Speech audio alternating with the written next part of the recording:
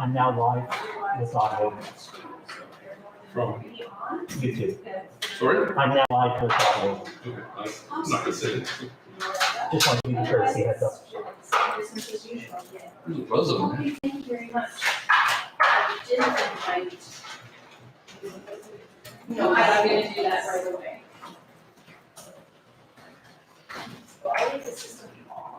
Thank you so much, and I appreciate you getting the wrapped up. As quickly as possible. So you should be okay when you're ready to go. Right. So we're not gonna do hybrid because we don't have anybody in WebEx, so hopefully that works. Sure, yeah. Okay, you disable the hybrid mode then? Yes. I've never done it, but I don't anticipate any issues. I'm just gonna go down and let them know we can come up. Okay. But if you can, I'll set up these and then I can set up the names yes, and then I can bring up the room. okay, perfect, and then I'll, maybe what I'll do is log in first and invite them, and make sure that's all set up. Is the sound system working? I believe so. We're gonna have somebody from Plains and so we have full set it up for us. Because there's a plug back there that people can cancel change, but Oh, the plug for, I can't read the mix. See, cancel chambers on the media desk, there's a plug. I got you. They get all the sound. That's a good question. I have no idea, but I'll do that. This is the first time we're using this room, so when they Because in council chambers, I just plug me in. Yeah, it's easy. Yeah.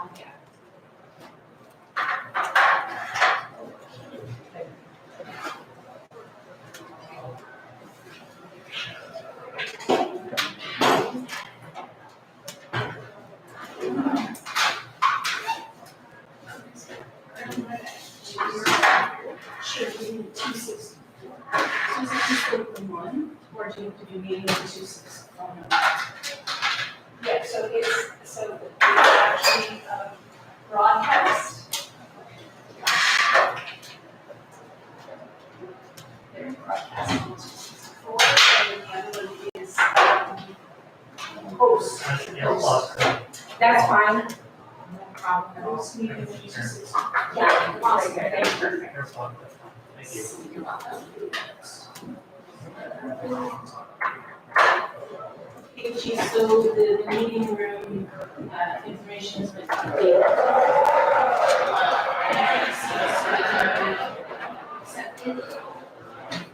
Yeah. Counselor, how are you? Fine, how are you? Good, thanks. Will we come in now? Absolutely. Is there, There will be, yeah. set seating somewhere? So Or do you want you're gonna be up front, so there's Mayor City, Okay. I guess would be Mark Lucci, Ryan. And you're right here, you said, right? Okay. Right where it's Mayor City, or Vegas.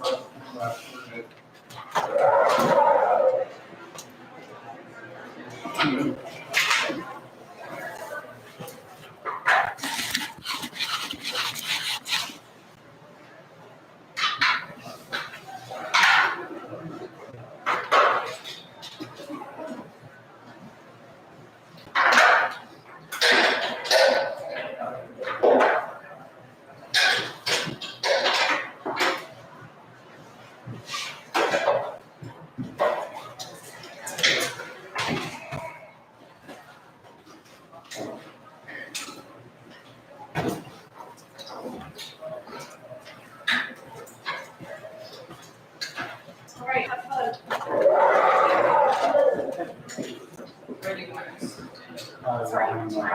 That might vote, and after that, you can start flying.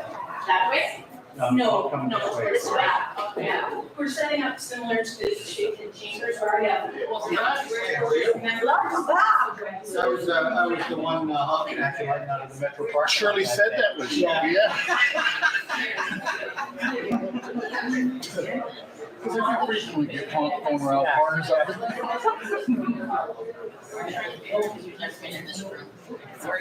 Some might have to sit here. Some might have to sit here. Just go around. Yeah, I don't know. Some are gonna have to sit here. We can sit, I can sit under the Inspector. Some of them.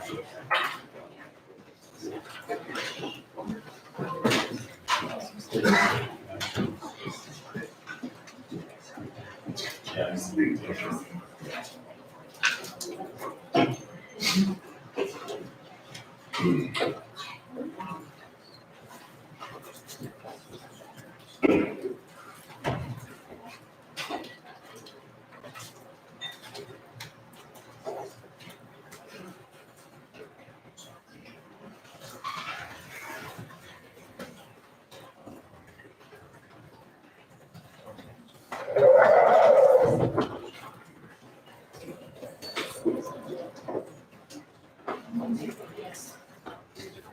Yes.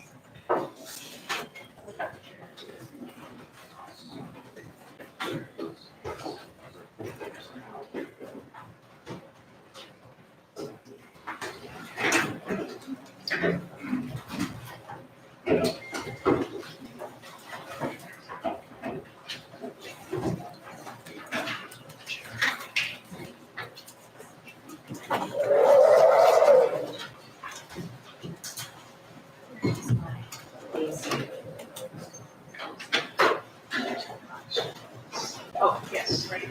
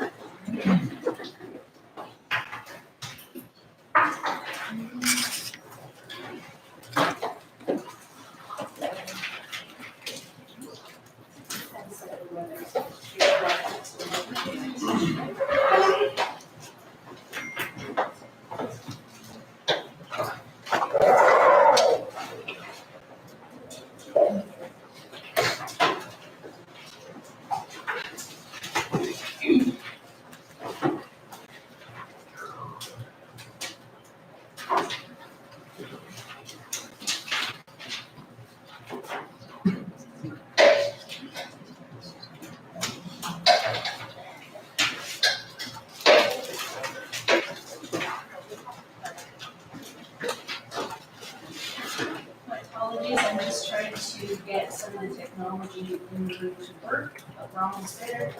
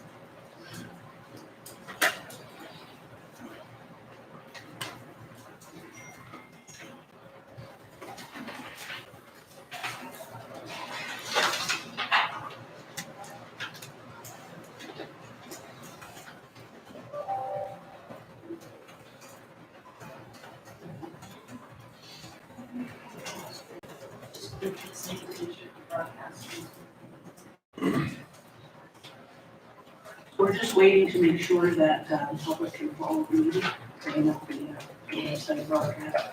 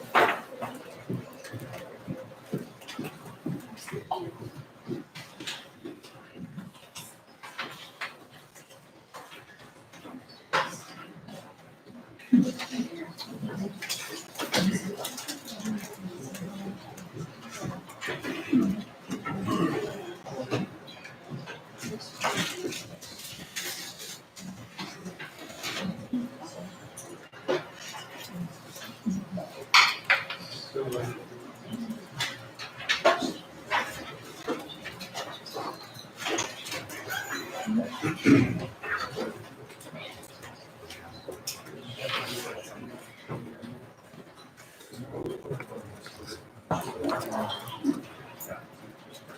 we don't have anybody, we don't really have anybody showing up, at least we're not doing a high for.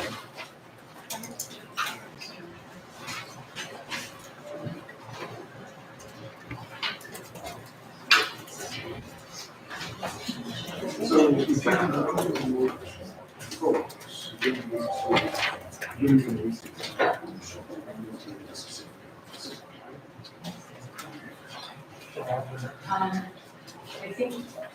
I think we're gonna do the same, but then the same hybrid. And even for the slides already. No presentations. New presentation is just a set of So this state, basically determining Okay.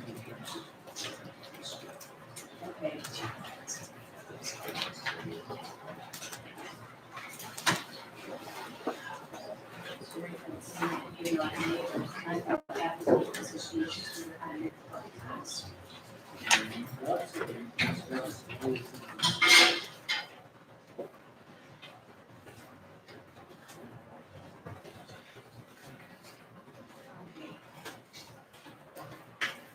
Have you seen these people? Okay.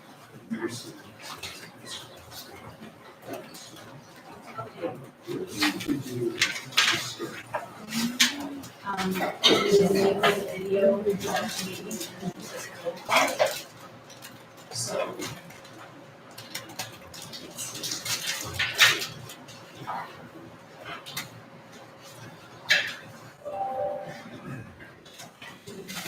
So that must be. Yes, so your software, you know, stuff, you say. No, no, that's not, that's the only way to do that is to the meeting. And if we go to the meeting itself. I apologize for the delay, everybody.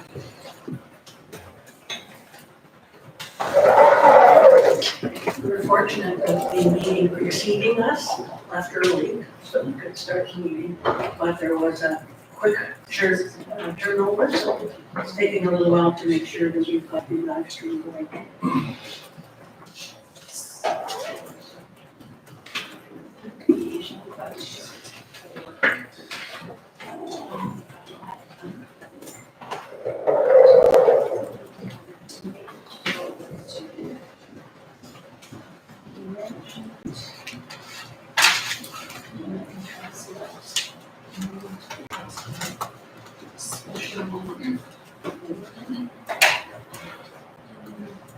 Update.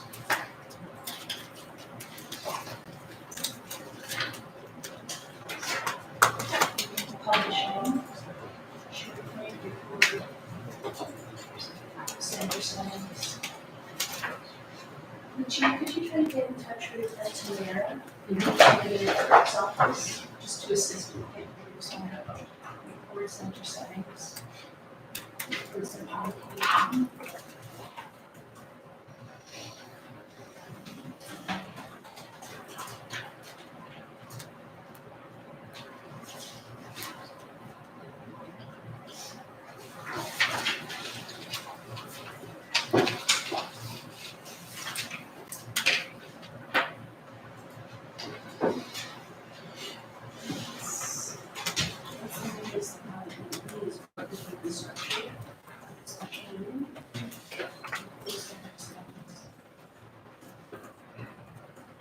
Back to.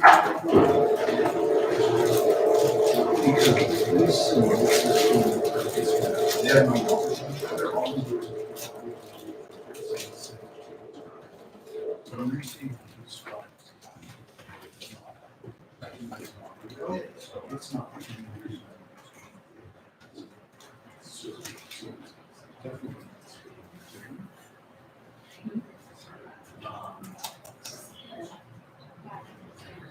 two other options. We started. And I poured it.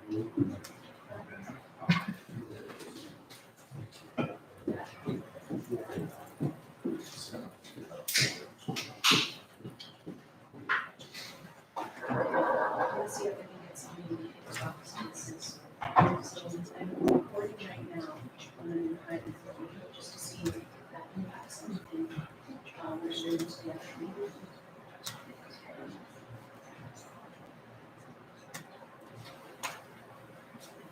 Changes things. So it's really going to be able to Something to do.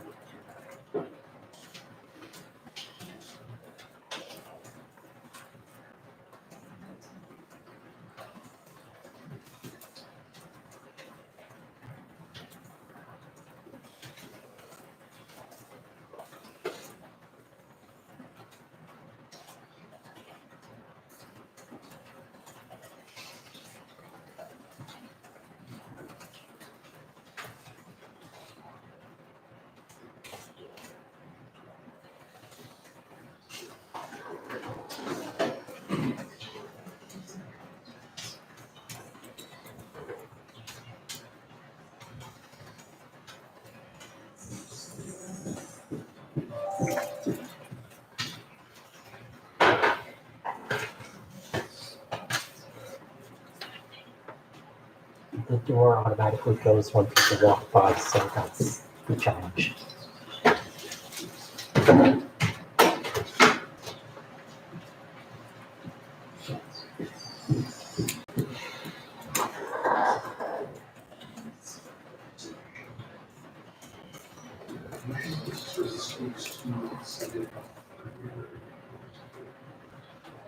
That would probably be very important structure to each and every meeting that's set up.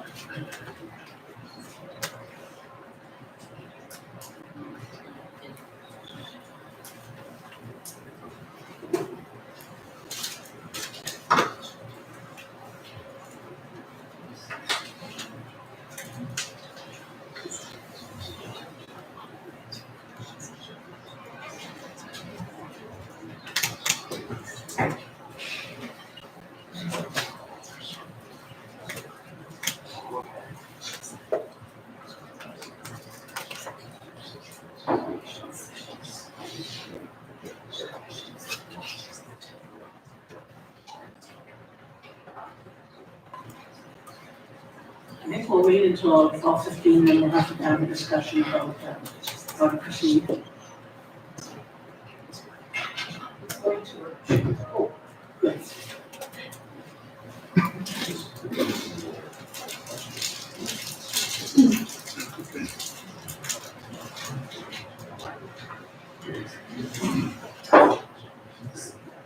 That's even, we just move the file settings, so.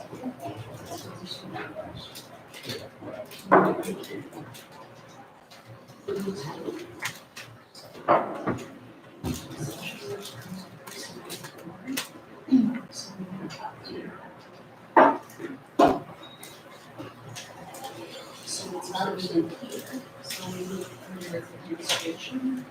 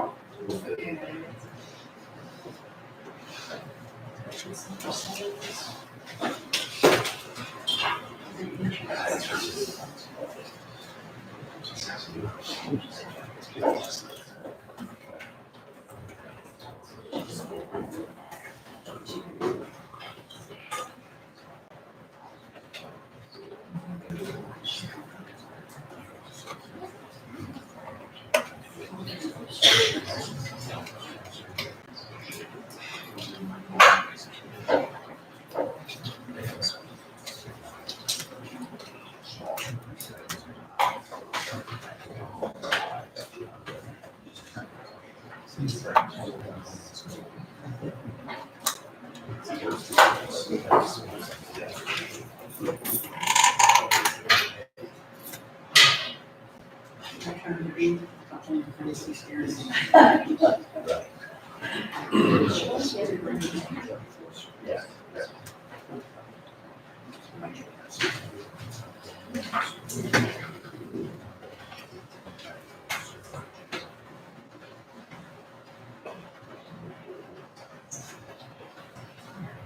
Do you have some replaces when you say the special?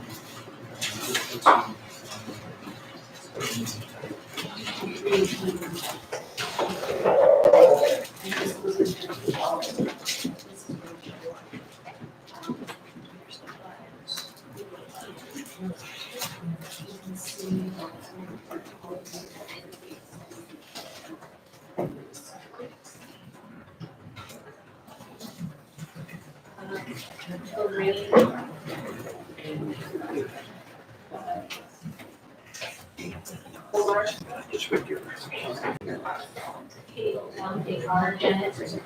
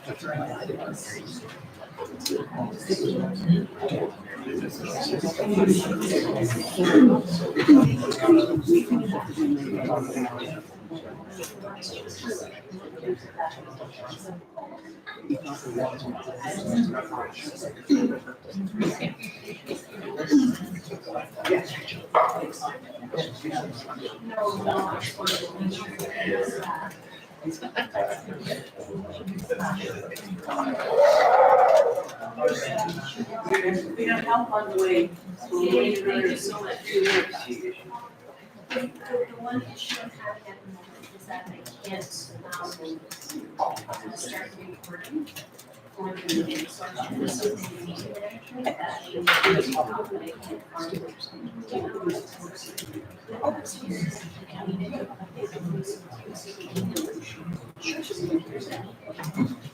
So, video audio way back, and so,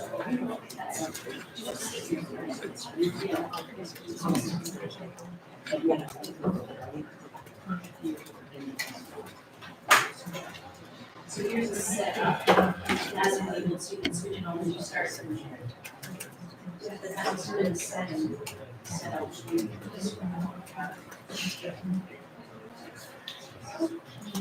No, we are the special.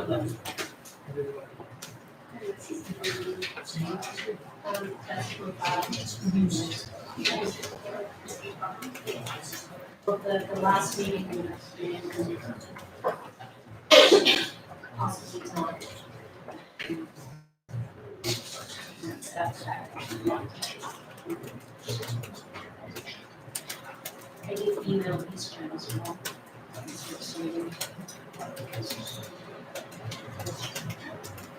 Okay, board members. Comments, suggestions. How long do we wait or not? Anybody want Microphone, please. to turn your microphone on, please?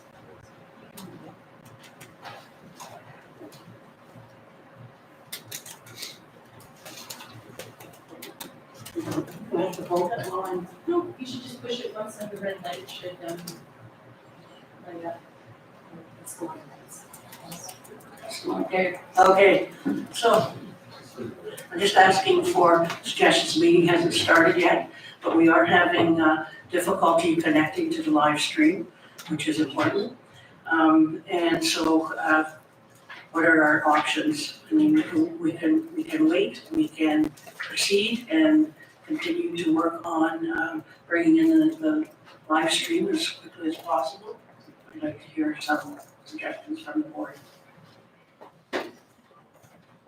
Member Manase? Thank you. It's being recorded, or can be recorded instead of live stream, this is what is the issue, all camera or visual.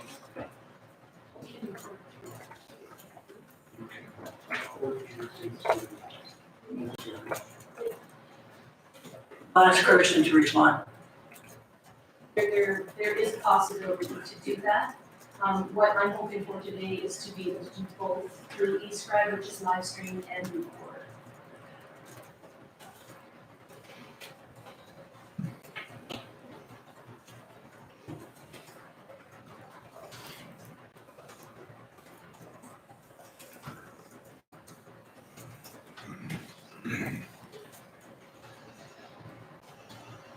I'll ask another way. How long should we wait?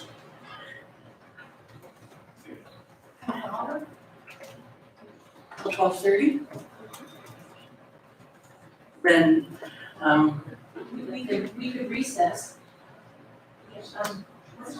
we haven't started yet, so we can't recess. But can we delay the start till 12:30? Is there a way to send out a message to the public that are waiting at home to connect? Somebody just texted me, so we can do it. Oh, So the road is-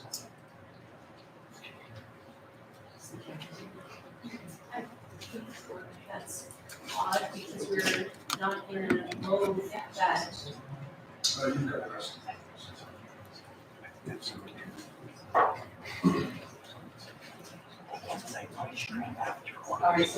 I think we'll recess till 12:30. We'll start at 12:30 no matter what.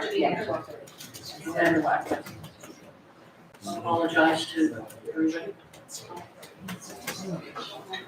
We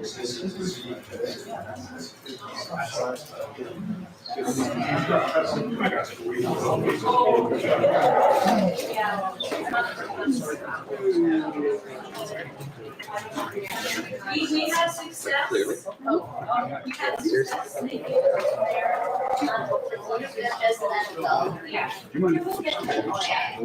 Yeah. This is all I can do without. That's, yeah, that's good, that's perfect. If the door hits the tripod, if I go on the floor.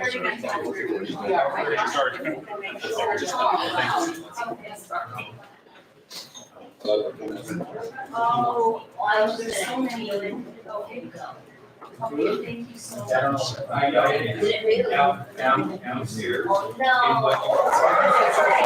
Downstairs, what I think was the old coffee shop. Downstairs. How are you? Good. And not that reasonable for 8 minutes. It is, I think you can do it. Just at the bottom of the stairs. Yeah. I'll go use it, I have to, okay, it's like the north. Thank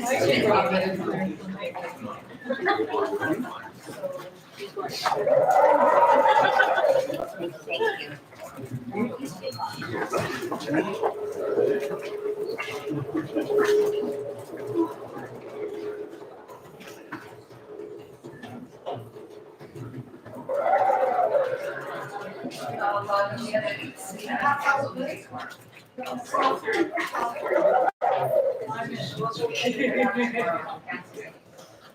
But then I have some.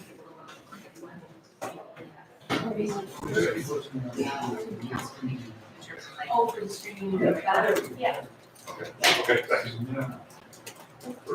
Nice little block.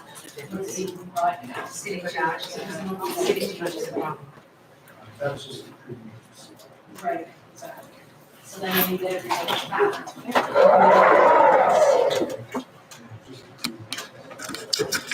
Yeah.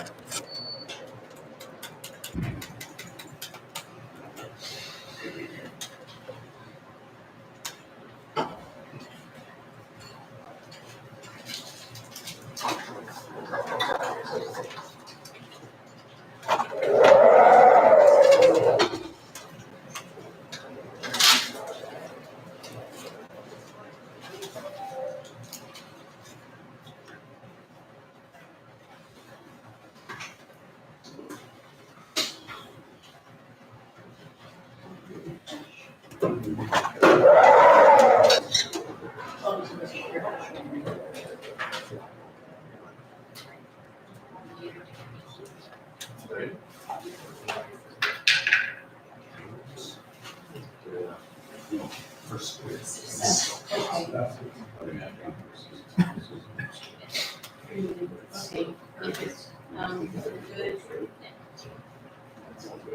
Yeah.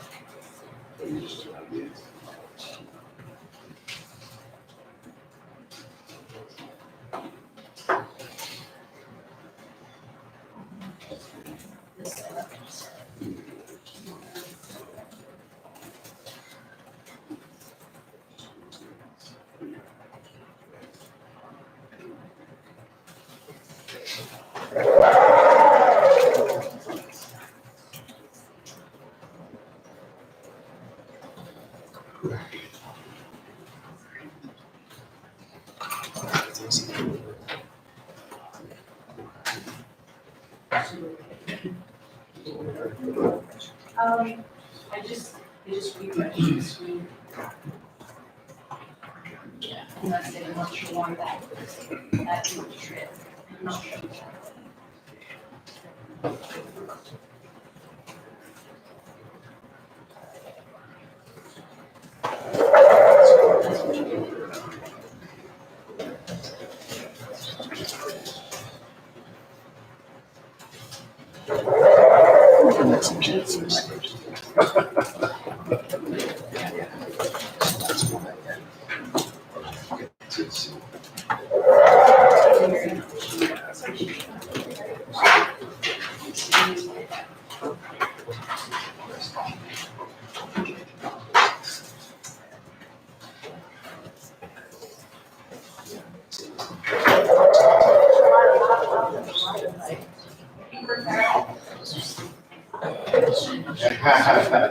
Put a lot of work into that, a lot of work into this kind of this. You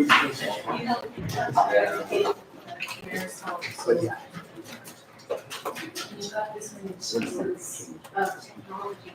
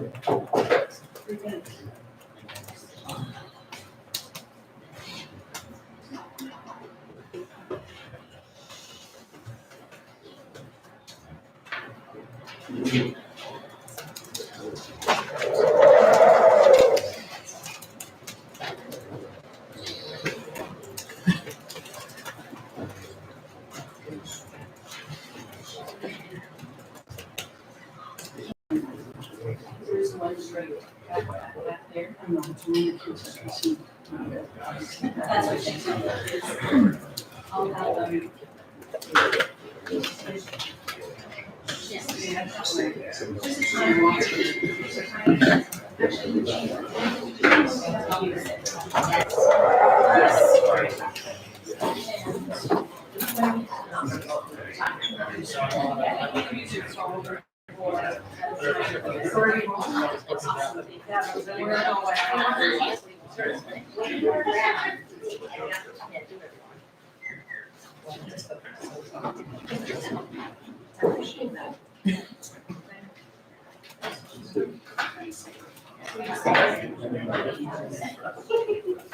Oh, and Mark.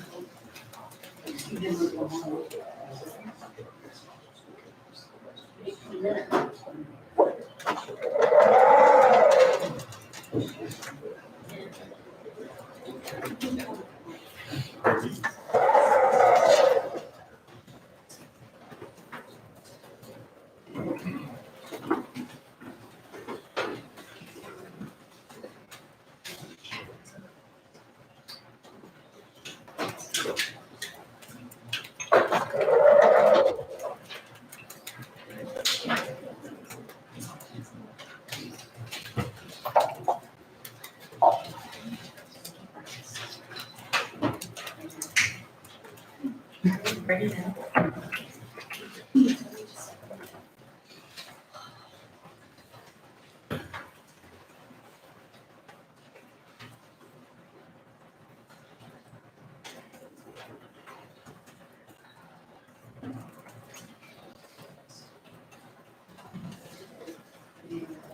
Thank you. Kirsten, will you please confirm that the meeting is live? Through you, Madam Chair, I can confirm the meeting is live. Thank you. And can you also confirm that we have quorum? Through you, Madam Chair, I can confirm we do have a quorum. Okay, I'd like to call this special meeting to order. I'd like to apologize for the late start. We had a lot of logistical issues in trying to get a room that would allow live streaming, a room, a date and a time when we could have all the council members together and the folks that would be here to support our meeting. So we did have difficulty. We kindly, the meeting before us left early so that we could come into the meeting, but we had a little bit of difficulty in the transition to the, with the technology, but now we're a go. So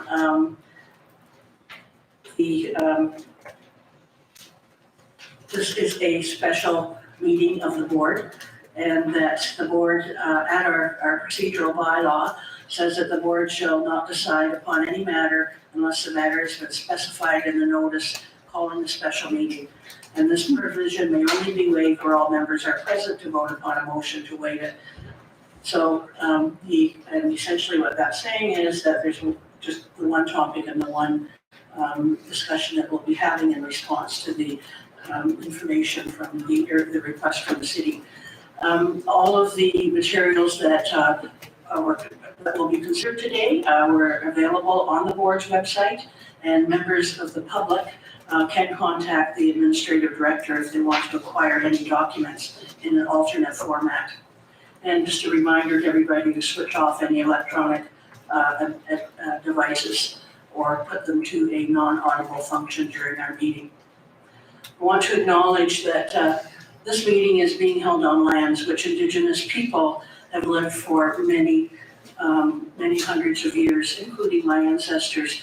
And because this is a special and a very important meeting, in lieu of the regular acknowledgement, I want to provide a meeting opening that's used by members of my First Nation, the Mississaugas of the Credit.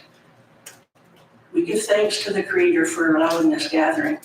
We ask that He provide us and forgive us when we falter and disappoint. For though we aspire to greatness, we are all, after all, only human. Grant us a clear mind, a pure heart, and courage. A clear mind to make well thought out, intelligent decisions.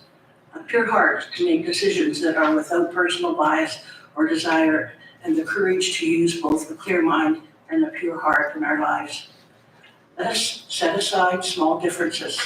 Let us concentrate on the real issues. Let us not be bogged down in rhetoric. Let us live our lives with a feeling of accomplishment and pride.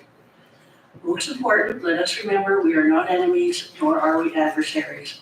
We share a similar past, a kindred spirit, and a common heritage. We must always remember the real reason that we gather is to do the right thing for our people, for our children, and for our future. With that, I would like to ask for approval of the agenda, but are there any changes to the agenda? Through Madam Chair, there are a few changes to the agenda. We have an added number of written delegations under 6.1. We have added consent item 8.2, report PSB 24-007, February 13th, 2024, special meeting board questions and service responses. And then we have the addition of 4 motions listed under section 10 pertaining to reserve financing strategy, removing funding for expenses not mandated by provincial legislation, non-essential funding for services not directly related to policing, and finally, deferral of hiring associated with the Hamilton Police Services Board's strategic plan. Thank you. May I have a mover and a seconder to approve the agenda as amended? Vice Chair Mack, seconder, Member Maneas. Discussion? Add some items to the agenda. And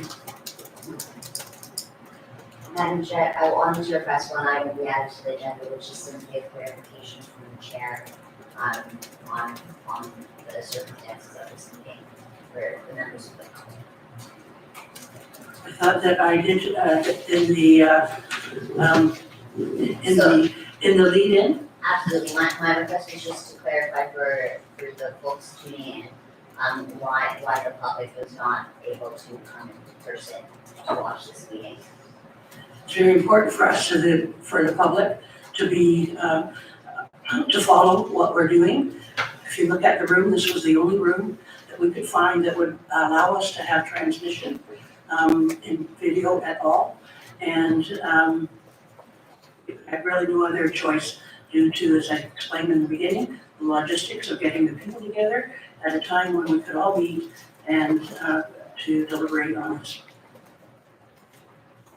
Okay. The agenda amended has been moved and seconded. May I have a vote? We don't have a seconder. Oh, I thought we did, I'm sorry, I thought it was Dr. Maneas. I'm sorry, Member Maneas. All in favor then of the amended motion? All in favor, carried. Declarations of conflicts of interest. Are there any declarations of interest by members? Member Pauls. Thank you, Chair. I usually declare a conflict of interest, given that my son is employed by the Hamilton Police Service. But at this time, I wish to inform Administrator Director Stevenson, Chair Mandy, and my fellow Police Service Board colleague that I am no longer deemed to be in conflict of interest based on an updated ruling made by the Chief of Hamilton's new Integrity Commissioner, David Roquistan. Based on the updated ruling by the Integrity Commissioner, which I directed my staff to share with the public via news release this morning, I am no longer, and I repeat, I'm no longer deemed to be in conflict of interest. For your information, Administrative Director Stevenson, Chair Mundy, I provide to you Integrity Commissioner's ruling. I have extra copies here if anybody of my Police Service Board members wish to review it. As such, Chair Mandy and my colleagues, I look forward in resuming my engagement on budgetary matters as it pertains to the Hamilton Police Service, both in this body and at City Council. Thank you. Thank you. Are there any other declarations? I think, Member Crash, I need to repeat what I said at the last meeting. Although it's up to each member to discuss if they wish to declare a conflict. I believe you do have a conflict, direct or indirect, as you originally put forth a motion to send the 2024 police budget back to the board for consideration as a member of council at the city's General Issues Committee. If you make the decision to take part in this matter, then in your role as Police Services Board member, then you may be in breach of the Code of Conduct. I just want to advise you of that. Member Fresh? Sure. Happy for you to read that to the record. I'm not declaring conflict, but it's useful for the record. Mayor voted in favor of the same motion. So whether I moved it or seconded it, council voted on the motion. When council votes on a motion, that's when they make their decision. So there's 2 of us sitting here who voted on that motion. send that, just so you know. Thank you. This was just provided as a courtesy because, as you know, this has been discussed before. Agenda item number 6, delegations. We received quite a number of written delegations. Just so that everybody knows, they were all added. We did have a considerable number, I think over 150. The delegation reports, they are not fact checked, so they're provided as part of the agenda package. And so we can confirm if they're accurate or inaccurate, but they have been provided for all of the board members who have had opportunity to review them. So can I have a mover and a seconder to receive the correspondence, item 6.1, which contains the written delegations respecting the 2024 police operating and capital budgets. Moved by member Paul, seconded by member Horvath. Any discussion? Member Gresham. I want to thank members of the public for writing in. They weren't permitted an opportunity to be here in person to delegate or send in a video delegation, so their only option was to write in. And having watched city council and letters for delegations come in for many, many years, 136 letters is not a small amount. The only time I can think of where we've had more than that were 2 or 3 occasions in maybe 4 or 5 years. So it's a significant response. I read them all.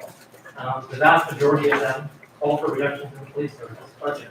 I want to say that here today that I hear those residents loud and clear. They made their point of view very clear. Also, some of these individuals delegate the city council as part of its budget delegations. They say the same thing. Overwhelmingly, the public has been very clear to this board, to city council, and elsewhere. Thank you. Thank you. Any other comments, questions? Seeing none? All the question, all those in favor of receiving the correspondence on 6.1? Okay, I was making sure I saw everybody voting there. Carried. Correspondence. We have, well, first, can I have a mover and a seconder to receive the correspondence, 7.1? And we will be referring to it later in considerations of the motions that we've got listed under items 10. So can I have a mover and a seconder to receive the correspondence? Moved by member Elm, seconded by member Benes. Discussion.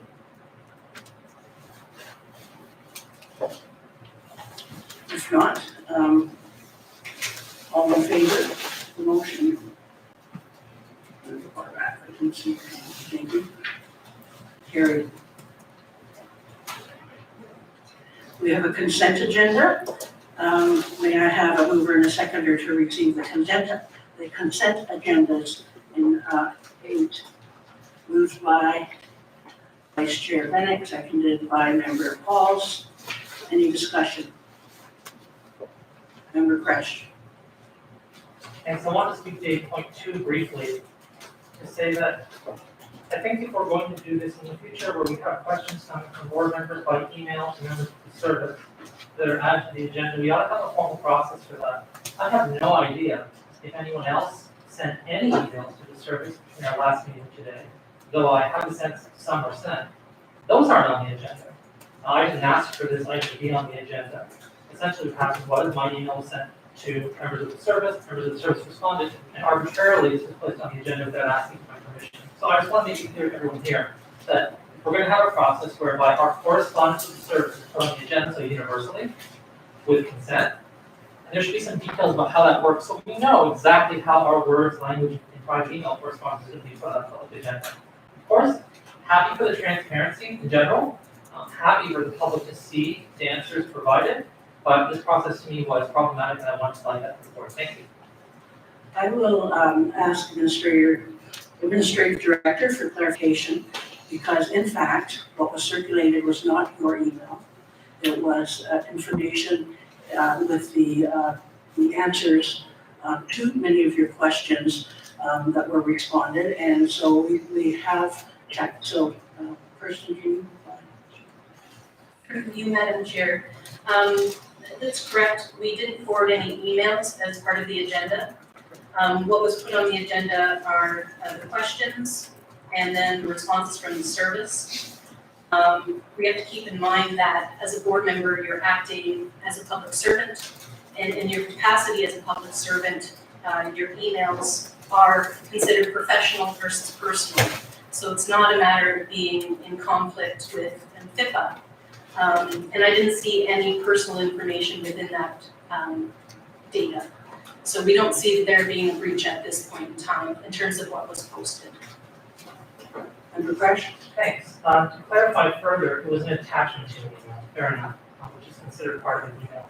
It might interest you to know that the City of Hamilton's official position on the subject is opposite to one which is uttered for the record, but in FIPA. That actually, our correspondence is confidential and private. So I wasn't going to file complaints about this. I'll consider it now if you're going to suggest that all of our emails are going to be subject to being put on the agenda, whether or not they contain personal information. Our email correspondence, according to FIPA, is actually deemed to be private and confidential unless FOI is filed. Thanks.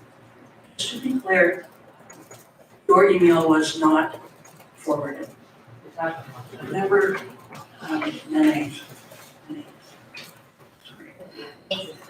I appreciate the effort. I also wanted to chime in just to express my support of Henry Fresh's view. And having, helped with those questions, and very much standing for transparency in all of our processes. This is not about us preventing the public from seeing those questions. We ask those questions with that intention. But when we craft certain messages and emails, the way that we phrase our questions, the intention of our words, the explanations are important, right? So the context is important. So if every single thing that I send by email can be added to the consent agenda without any my consent unintended, then you'll be receiving much longer emails from me in that regard, to make sure that everything that I say is clear with the intention that without context it can be provided to the public. Member Administrator? Through you, Madam Chair, I would like to say I think the process could be improved by giving notice that certain information was going to be placed on the agenda. That is something we can certainly work on. But again, as a public servant, if you are acting in your capacity, using those emails for work purposes, let's say there was an FOI request put out there. There's nothing in the information that we posted on the agenda that would be redacted. There's no personal information. So in essence, that information can be used. But I agree, moving forward, if there's something to be added, we can certainly include in the process that members are advised. But again, there is nothing personal. The email wasn't forwarded, an attachment was. But I made certain in the report that prefaced the questions and answers that I didn't say who submitted the questions, board member questions. And when the service responded, they did that as well. So that it wasn't specifically only a certain number of people who submitted the questions. Thank you, Kristen. Member Nene? I appreciate that, Kristen, and that, letting folks know as a courtesy. And I agree about the fact that, as a public servant, anywhere else can be, I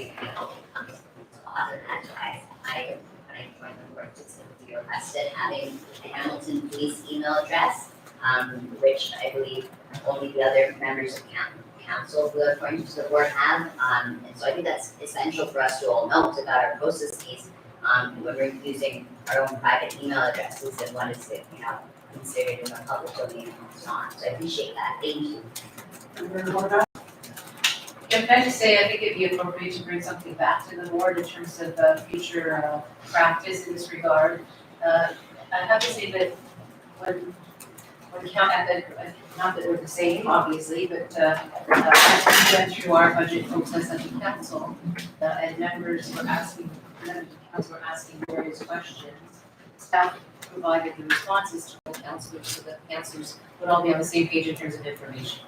wasn't put on the public agenda, Right. that's true. So I just think that there's a little bit of a cleaning up maybe of the process here, and we'll hope that something comes back, to make sure everybody's on the same page. Thank you, I think the administrator has addressed that. I would like to say thank you for asking all of the questions, putting that together, because it was very helpful, and now, and provided some additional information in reviewing the budget and considering how we would be moving forward with that. So it was added then to the work that's been done in the past, and also in the work presented at the last council meeting.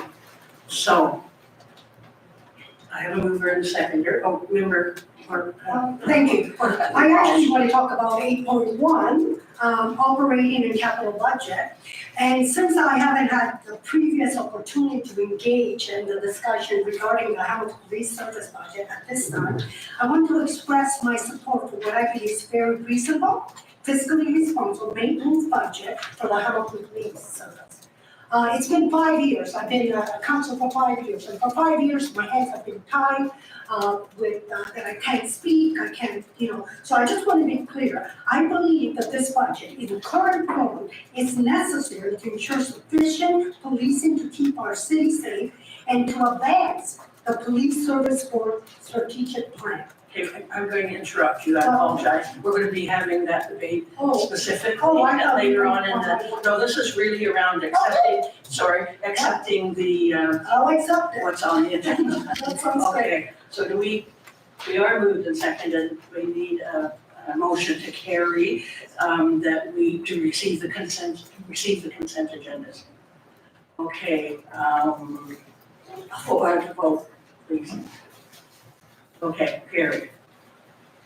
Now, then moving on, we don't have specific recommendations on this. We will move to the motions. We have motion 10.1 submitted by member Kresh. Now, do you want to read this, or do you want me to read this, however we want to do this, member Kresh?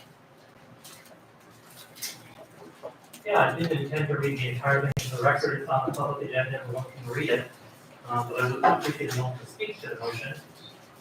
Okay, so sorry, we will once, we'll move in second and then discussion?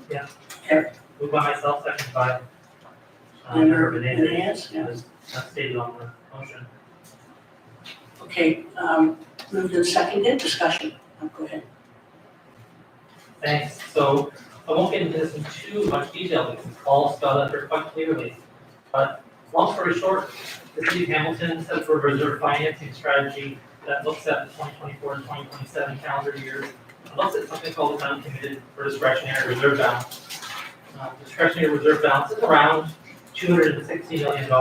And right now, in an effort to reduce the tax burden, we're using a strategy of 60% the first year and another percentage between now and 2027, so about 84% of our uncommitted reserves that we're using to offset the tax impact.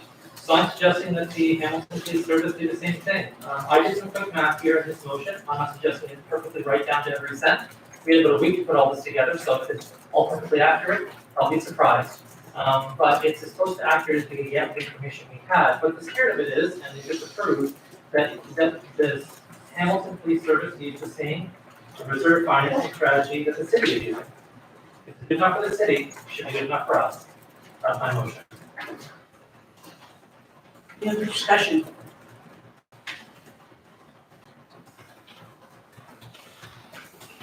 Rebecca? I just actually have a question, if I may, just in regards to the numbers, but also the strategy. I know that my understanding is, at least what we were sure at our council table, was that our GIC special budget meetings was that the board and commissions were aware of the direction in terms of budget. I just want to ask the chief if he had that conversation with the city folks and through the chair of reserves. Thank you, Member Horvath, through the chair. We have had ongoing conversation. I'd like to thank our staff, many of them are here, who have been working with city finance, but also reminding this board of our operating budget surplus deficit retention policy, Police Services Board 15059, which states that any deficit realized by the HPS operating budget be funded firstly, the HPS tax stabilization reserve.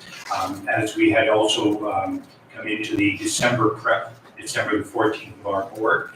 It also was specified and asked at that time for us to be using our surplus and our reserves. And again, I would rely on what is currently a policy within this board to follow the direction of the board. Thanks through you, Chair, to the chief. So I guess my next question would be then, if it's contrary to policy, is it something that needs a policy amendment motion as opposed to, I guess I'm just trying to figure out what the procedure way to address this is. Is it, would we just ignore the policy and consider a motion, or we ask a motion to actually amend the policy? At the special meeting, it's my understanding that at this meeting, we cannot decide on any matter unless it's been put on a matter of the agenda specifically. We could refer it to the next board meeting, to put that as a proposal at the next board meeting. But now we need to really be speaking to the item that brought us to the meeting from the city. Member Menegas? Thank you. For the folks tuning in online, I just wanted to highlight that Chief Bergman and the Hamilton Police Service in answering our questions and the document that is uploaded online, that was one of the questions we had asked, and I appreciate your detailed response and being a neurodiverse person. I process written information much more easily, so just want to highlight that. As the seconder for this motion, wanted to highlight one of the letters, the written delegations. I mean, all of them were very notable and very appreciated. One of them said something that really stuck with me, which is, embrace the principle of resource stewardship. And so just in considering this motion, I'm grateful of everyone who's come to this room with the intention of teamwork and working towards ensuring, all Hamilton can afford, this budget. And it's just something for us all to consider. Member Fresh? I just wanted to point out that policies aside, this budget actually recommends, I think it's $876-ish thousand in drawdowns from the reserve. So the budget itself already has $880,000 in drawdowns from reserve. In case it's not clear, hopefully it was from the motion I wrote with the help of Member Menezes upon whereas clauses, that it should be additionally drawn down to match the city's reserve financing strategy. There is no policy saying you can't do that here at home. Absolutely none. We have policy for how we go ahead and make these decisions. This is the budget, it's part of the budget. So if we want to make that decision, we have every right to do so right now. Any further discussion?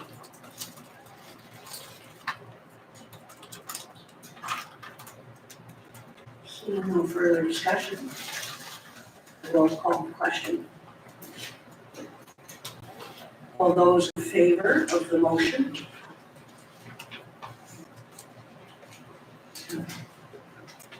Two in favor, opposed? 5 opposed. Thank you. The motion is defeated.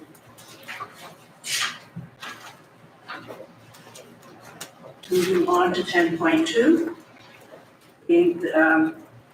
Member Menegas, you can either read the whole thing or refer to the resolved. And move the motion, please. Thank you.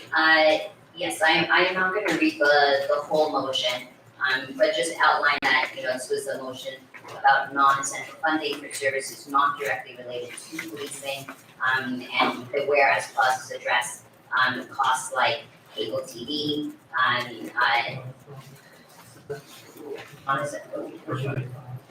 oh, removing funding, I've got it in the wrong order, I apologize.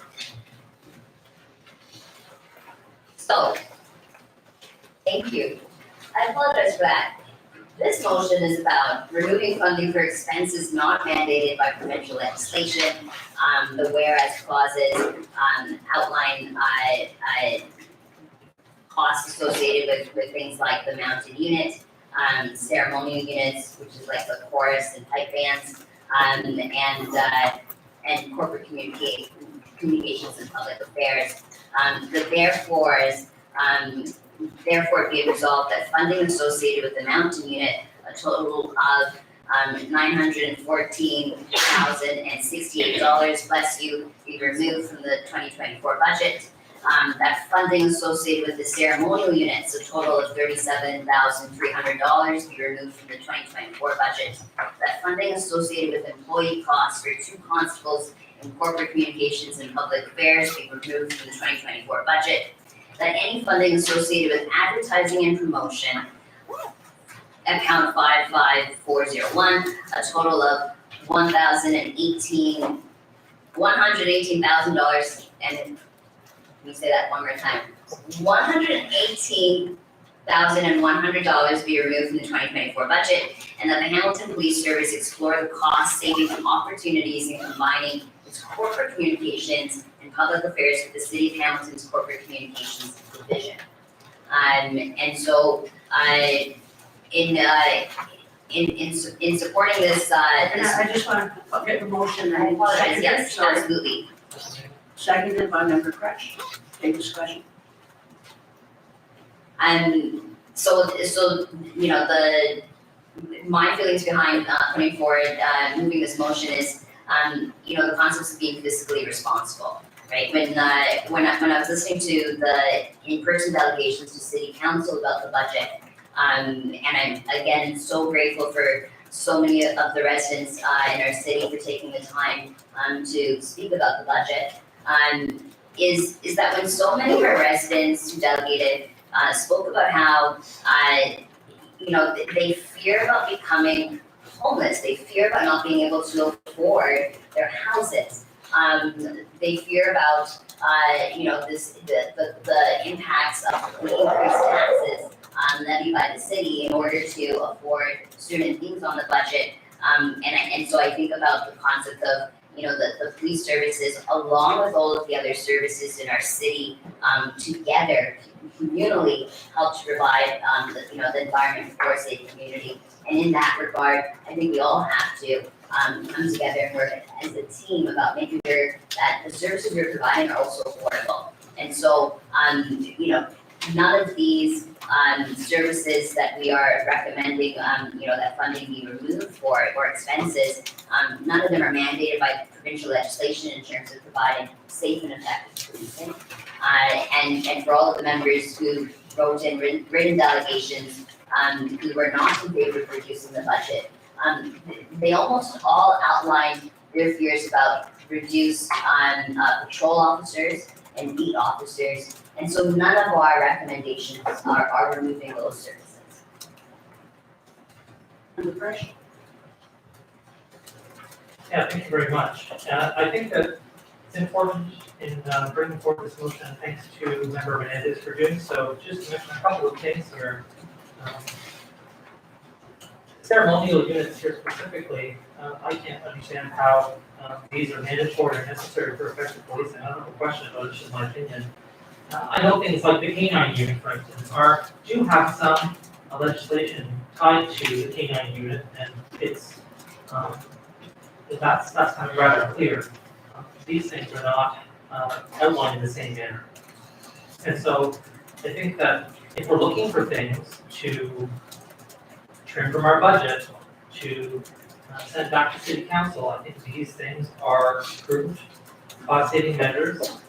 And I want to be really clear that the suggestions in here are about the budget, they're about the finances, they're about saying removing money from the budget ultimately, no one in the board can tell the chief where to put people exactly, but we can remove funding as a board if the only part of the Services Act speaks to the budget or what they call estimates, that the board shall have operating and capital estimates, just not the police service, not anybody else, the board. So I think it's really important that we take that responsibility up. If by the end of this meeting, we're not able to come up with a sentence statement, that's a trouble message to everybody. Thank you. Any further discussion?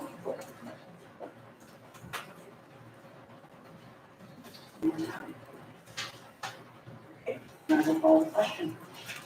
We have a mover and a seconder. With respect to the motion, we've had discussion, I'd like to call the vote. All in favor of the motion? Two in favor, opposed? 5. Motion is defeated. Now move to 10.3, respecting non-essential funding for service not directly related to policing. This was moved by member Anais, now council. Thank you. And again, if you want to do the be it resolved, and then Okay, we'll get a seconder. absolutely. So this was a motion about non-essential funding for services not directly related to policing.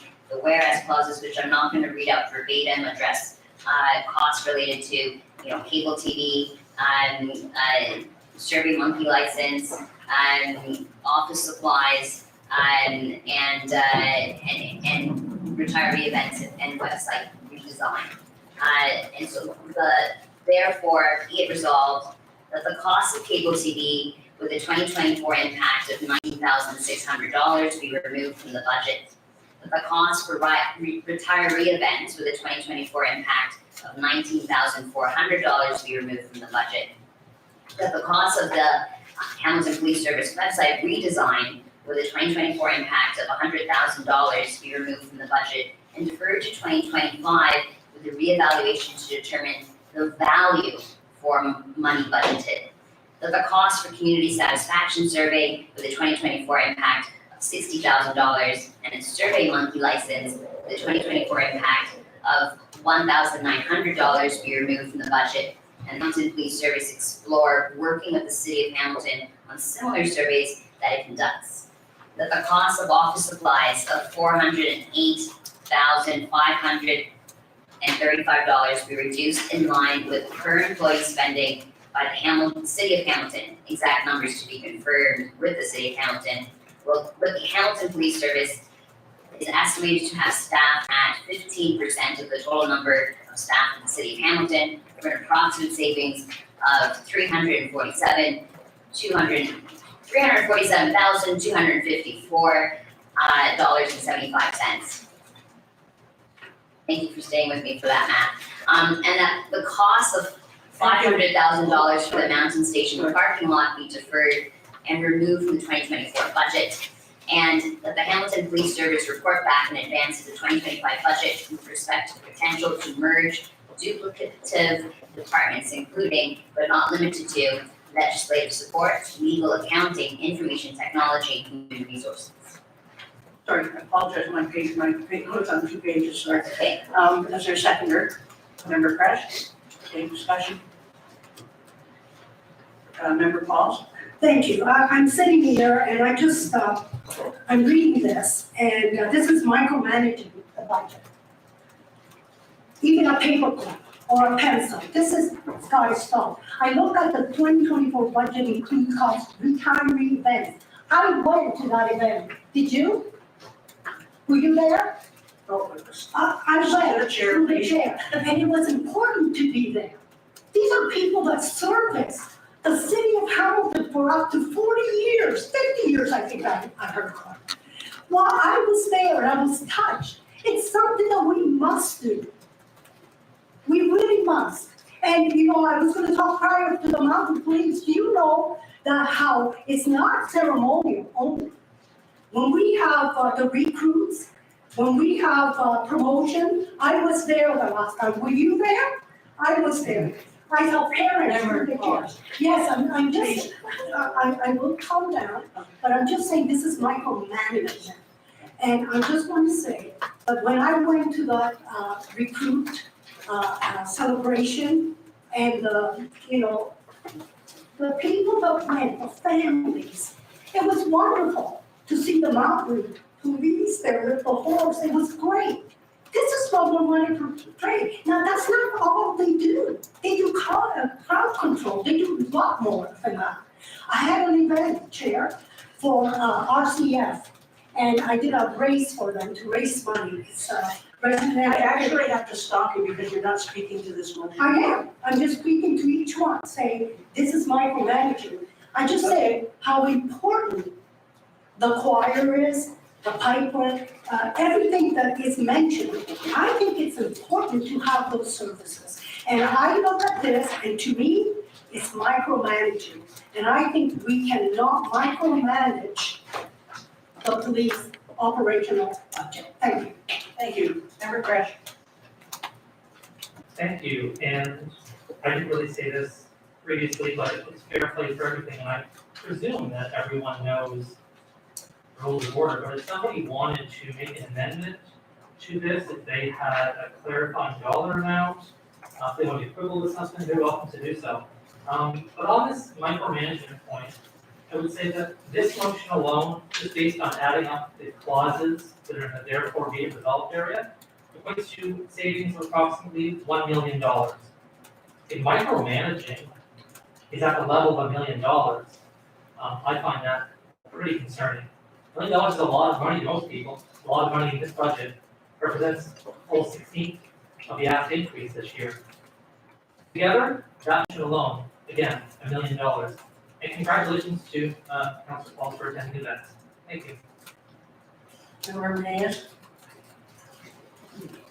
Thank you, and Member Pauls, I appreciate, or through the chair, Member Pauls, I appreciate your enthusiasm for the budget, and your passion for this. Actually, we shouldn't have direct discussion if you want to speak to the motion. So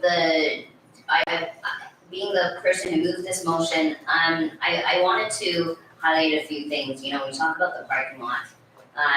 This was based off of 2022, I believe the acronym is BCA review, that rated the parking lot in fair condition. Cable TV, and we talked about, providing a service and serving the residents of Hamilton, and with so many folks financially struggling, all that I hear that I can't afford cable TV, right? I cannot afford cable TV right now. In terms of retiree events, through the chair member policy, you took the words right out of my mouth. They absolutely are nice to have. And I will quote, our honorable chair, or reference the quote the honorable chair made in a I believe it was a CBC news article about, having nice to haves on the budget. I think considering the financial pressures our residents are under, while they certainly are nice to have, we can't, I feel that we can't justify that in terms of part of our role under governance, which is stewardship. Thank you. Further discussion, Member Horvath? Thanks, Chair, I appreciate that. I am not going to support this motion, and I'll tell you why.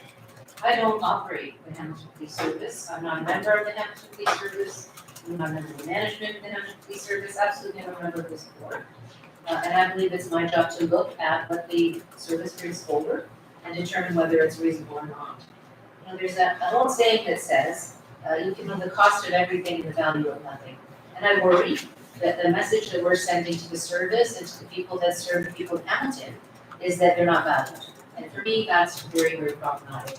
If there are things that we want the chief to look at in a budget process, I guess that's fair game.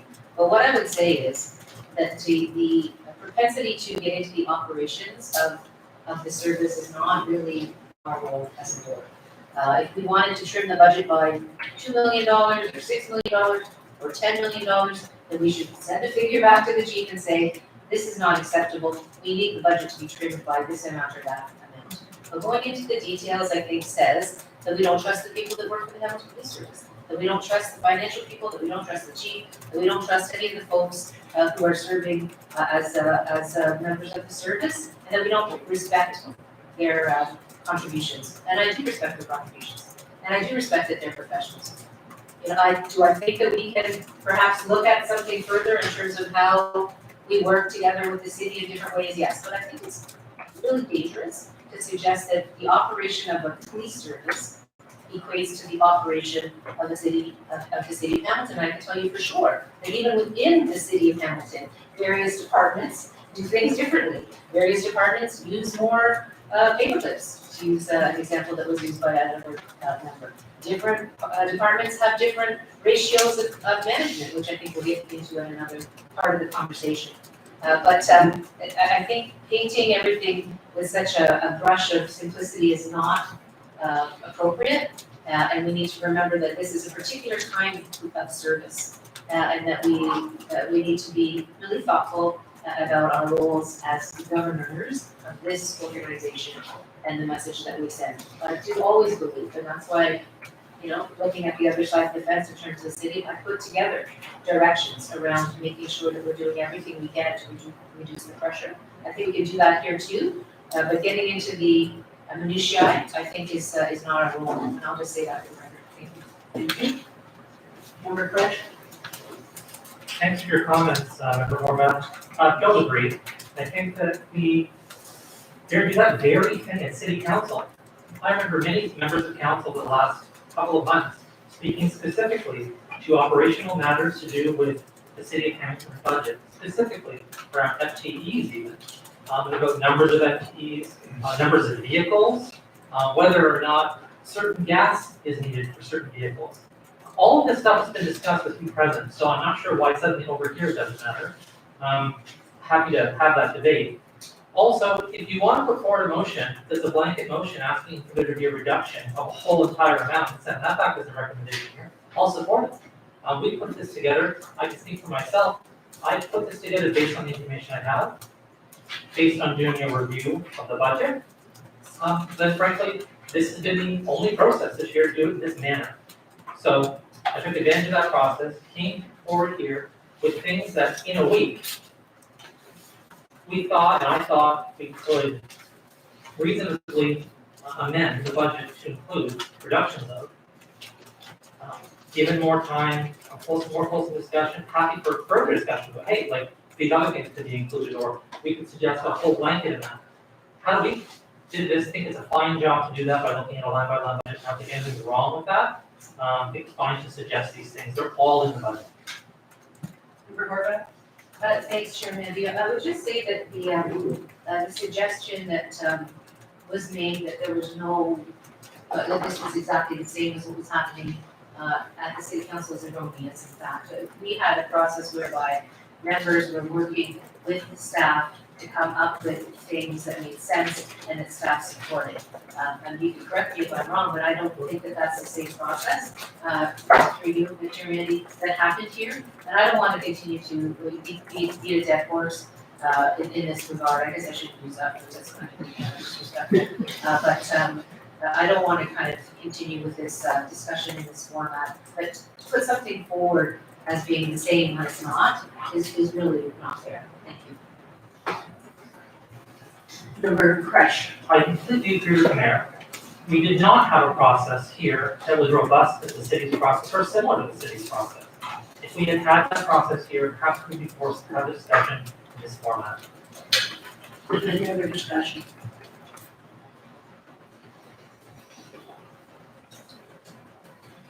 Call question? The mover and the seconder. Let's call the vote. Those in favor of the motion? 2 in favor, those opposed? And 5 opposed. The motion is defeated. We'll now move on to motion 10.4, respecting deferral of hiring associated with Hamilton Police Services Board's strategic plan. And I have a mover, and that's here, Member Fresh. Yep. And okay, the second, oh, sorry, you want to read it, I'm sorry. I'll move it. Okay, Secondary. okay, seconder, I'm not and gonna- Renee, okay. I'm not gonna read it out, it's also on the agenda. I guess what I would say here is, there were a couple of different sheets, different summary sheets that were provided to the budget. Those were operating sheets. Hold on until we get. Yes, please.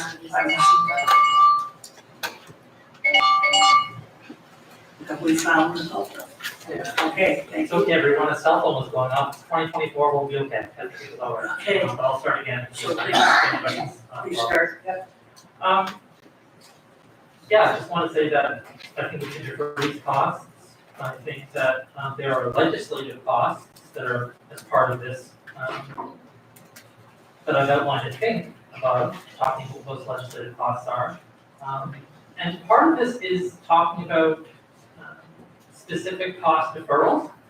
And the rest of it is talking about asking for a report back. I want to be clear, this isn't the first motion that we not voted in favor of, just asking for simply a report back in section.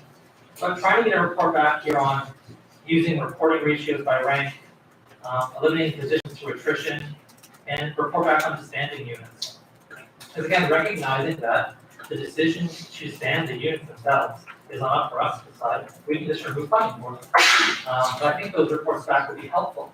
I don't doubt in any way, shape, or form that the information that police have provided about this 11-to-1 staffing ratio is incorrect.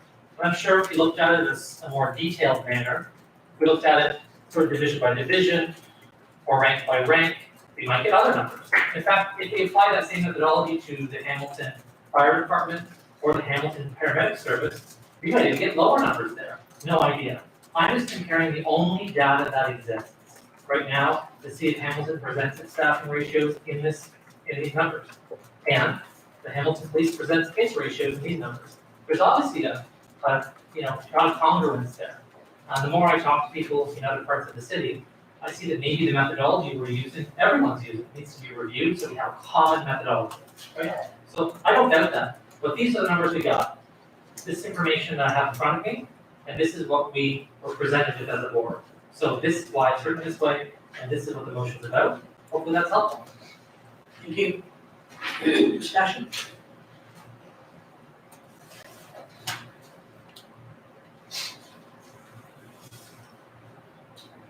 Seeing no one raising their hand for discussion, I will then call the question. It's been moved and seconded. Let's call the vote. All in favor? 2, opposed? 5. Motion is defeated. So we've dealt with the motions that are listed on the board, or on the agenda item. I did get a notice from the vice chair that he had something that he wanted to move. Through the chair, thank you. I've printed a few copies out so everybody can have a look at it. Can I raise a point of order? Yes. Thank you. Point of order that this motion, which I haven't read yet, isn't in order, and I'll suggest why it's okay.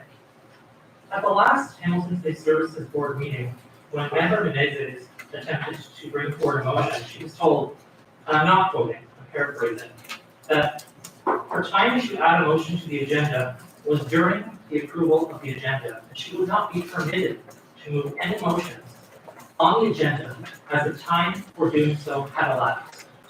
If you permit any changes to this agenda unilaterally outside that process, you're going against, first of all, your own ruling and our procedural bylaw. Thank you. Member Nays? Oh, I'm sorry, I'd like to discuss the point of order. First, it's the first question. We do have if we do not entertain anything further, then there will be no response to go back to the city. I understand that that's not the question that you are raising. However, I think as a board, we have a responsibility. And in fact, I did get an email prior to this meeting saying from, the vice chair, saying that he would like to raise a motion at the time when it would be appropriate. He could have done it at the beginning, had he not, I haven't read this yet. Could have done it at the beginning, and maybe should have. But, the motion at the last meeting and my ruling was that there was no notice at all, of any change. And, I'm sorry, yes, you did send, but, yeah, it wasn't in the proper format. So I would say at this point, I as the chair, and I'll take the responsibility, I think this is too important an issue to say we're done. I think that we do have to have opportunity to debate the issue, but I will follow the wishes of the board. And I will ask whether we can allow Vice Chair Rennick to put a motion on the board, on the table at this time. And should there be a 2/3 majority, we would be able to do that. So I will need a mover and a seconder. So, the point of order, okay, Member Cora? Thanks very much, Chair. I guess my question in regards to the point of order would be, if there is no motion to wrap this conversation up, what would have been the procedure? That the administrative director would simply let the council or let the city clerk know that the special meeting took place and there were no amendments that passed? And if that's the case, then I think that covers off what's happening here. I mean, I would just say that I would ask that question to you. And so I have some clarity as to what would happen if there is no actual motion, that we simply communicate back, or the administrator communicates back to the clerk and the city of Hamilton that the board meeting took place and no amendments were made, or no, I guess, I don't know. So I'm asking that question for parents. Okay, I'm checking my rules of order, and I'm gonna ask Administrator Stevenson to weigh in. And we'll come back, I just wanna get clear. Thank you. Through you, Madam Chair. Based on our procedural bylaw, section 21, under motions and notices of motions, there's a section called introduction of additional items. No member shall introduce any item to the board for its consideration unless the item relates to a matter on the agenda for the meeting, the matter is of an urgent nature, or approval is granted on a 2/3 majority vote. I would suggest that we're holding this meeting at this time to accommodate the General Issues Committee, giving us a deadline of responding by the 15th. So I would argue that a motion would be, as an added motion, definitely something that's okay, so that the board has an answer and can respond to GIC if they are able to come up with a motion that passes. Member Paul? Thank you. Actually, I was going to just say the same thing. The motion is in line with what we're here today. We're here to discuss the budget. On the 15th, it's going to go to City Council. That's a couple of days. Today's the 13th. And I agree with Administrator Stevenson that it's an emergency. So we can't put this motion in because this is why we're here. And so there's exception, so I think it's in order. Any other comments? Member Renee? Take the opportunity to speak, Honorable Chair. And to clarify, yes, regarding your comments about the last meeting and the motion that I sent an hour before the meeting. Again, I emailed it to all members of the board, whereas I did just open my email to check if we had gotten this motion emailed to us. But I believe that was just private communication to you. And I will just highlight here that firstly, that hurts, right? That hurts, this differential treatment.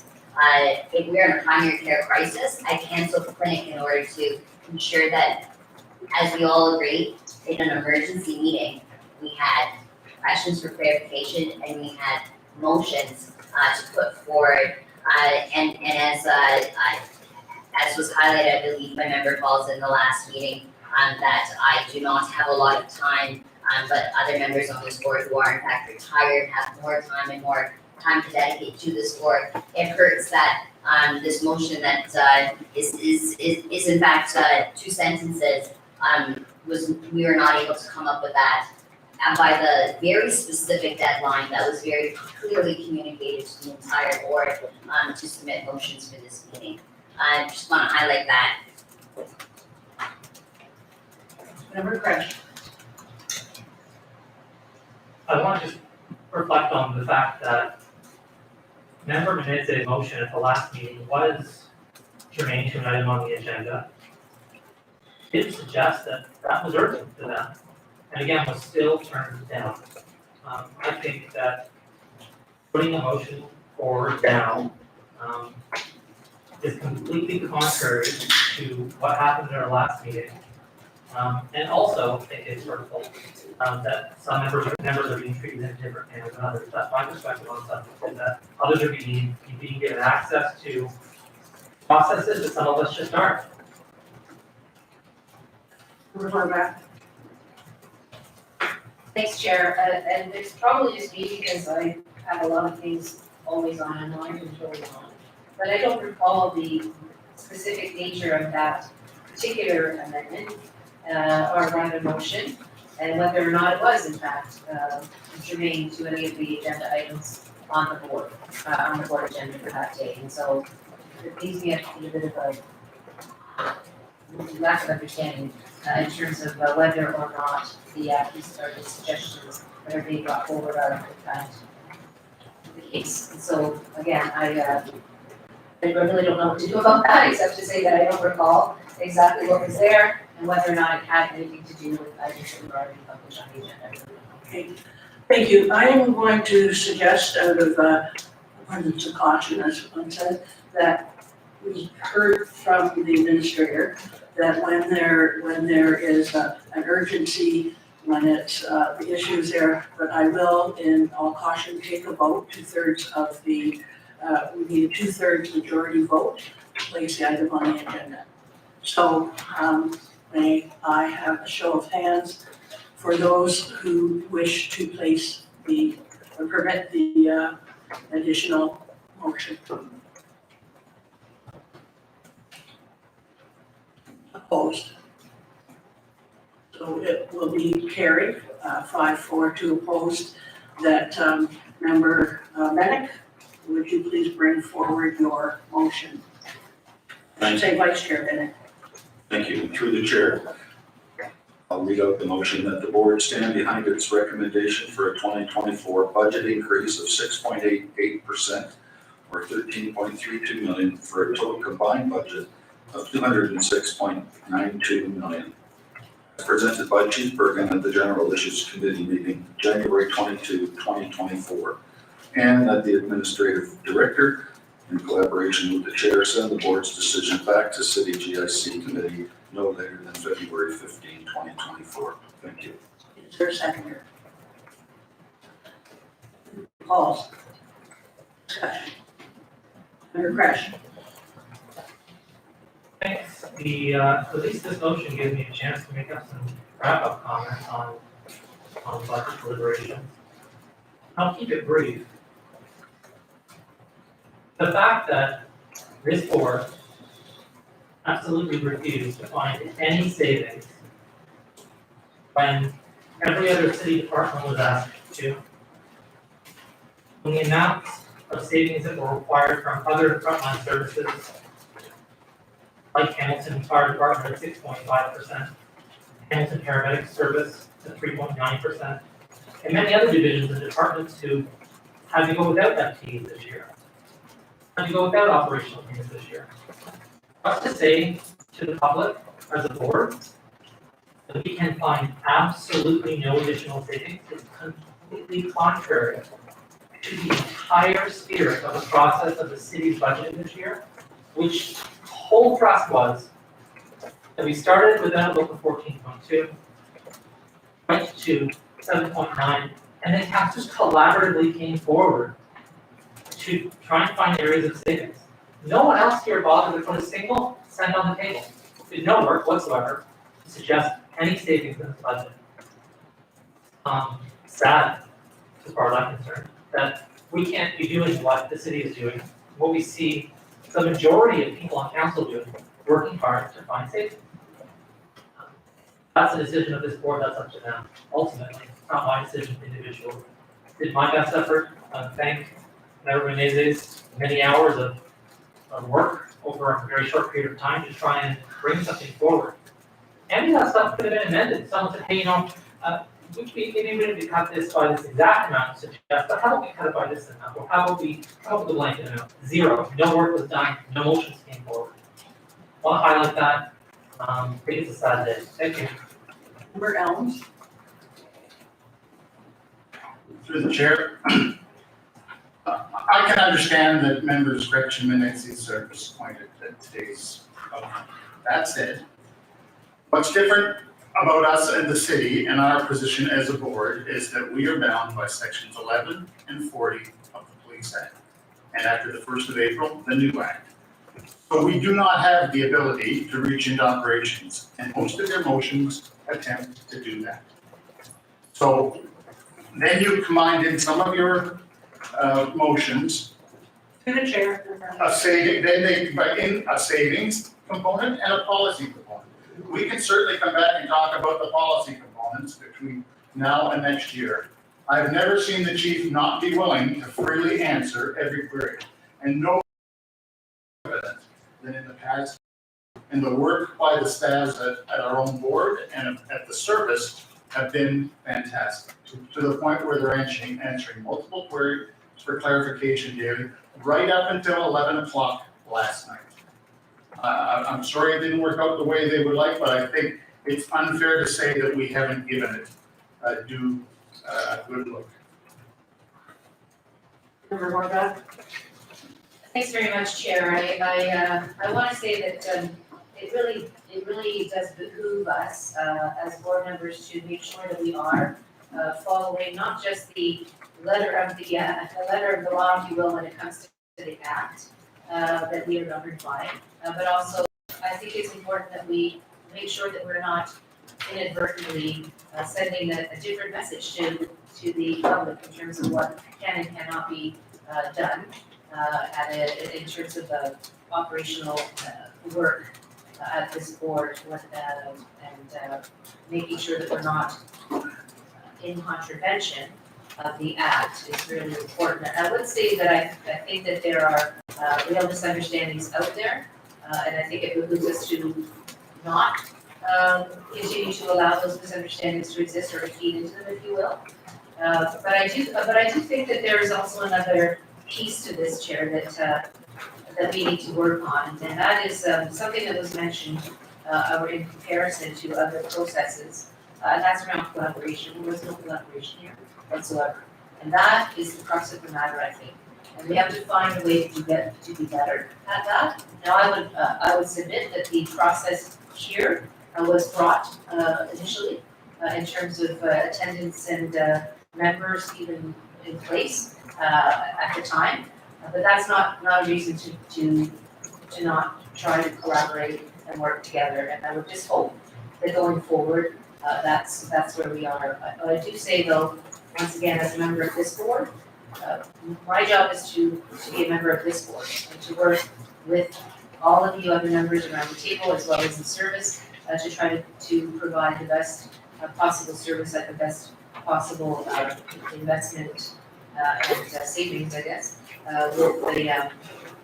with the public in mind, and to do that in a way that is beneficial to Hamiltonians writ large. And I say that because I still worry, leaving this meeting today, that we will have this information in the public in terms of our constraints around the operational matters of this board.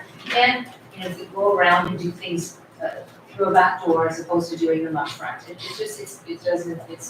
doesn't sit well with me, quite frankly.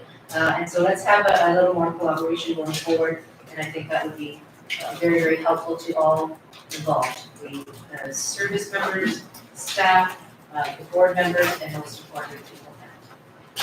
Thank you. Member Paul? Thank you. I just want to say that I have full confidence in the Chief Bergen when he states that Hamilton Police Service is constantly looking for innovative, fiscally responsible approaches to providing policing service while efficiently and effectively making use of existing resources. So to suggest that the chief and the service is not looking where we could save money, it's false.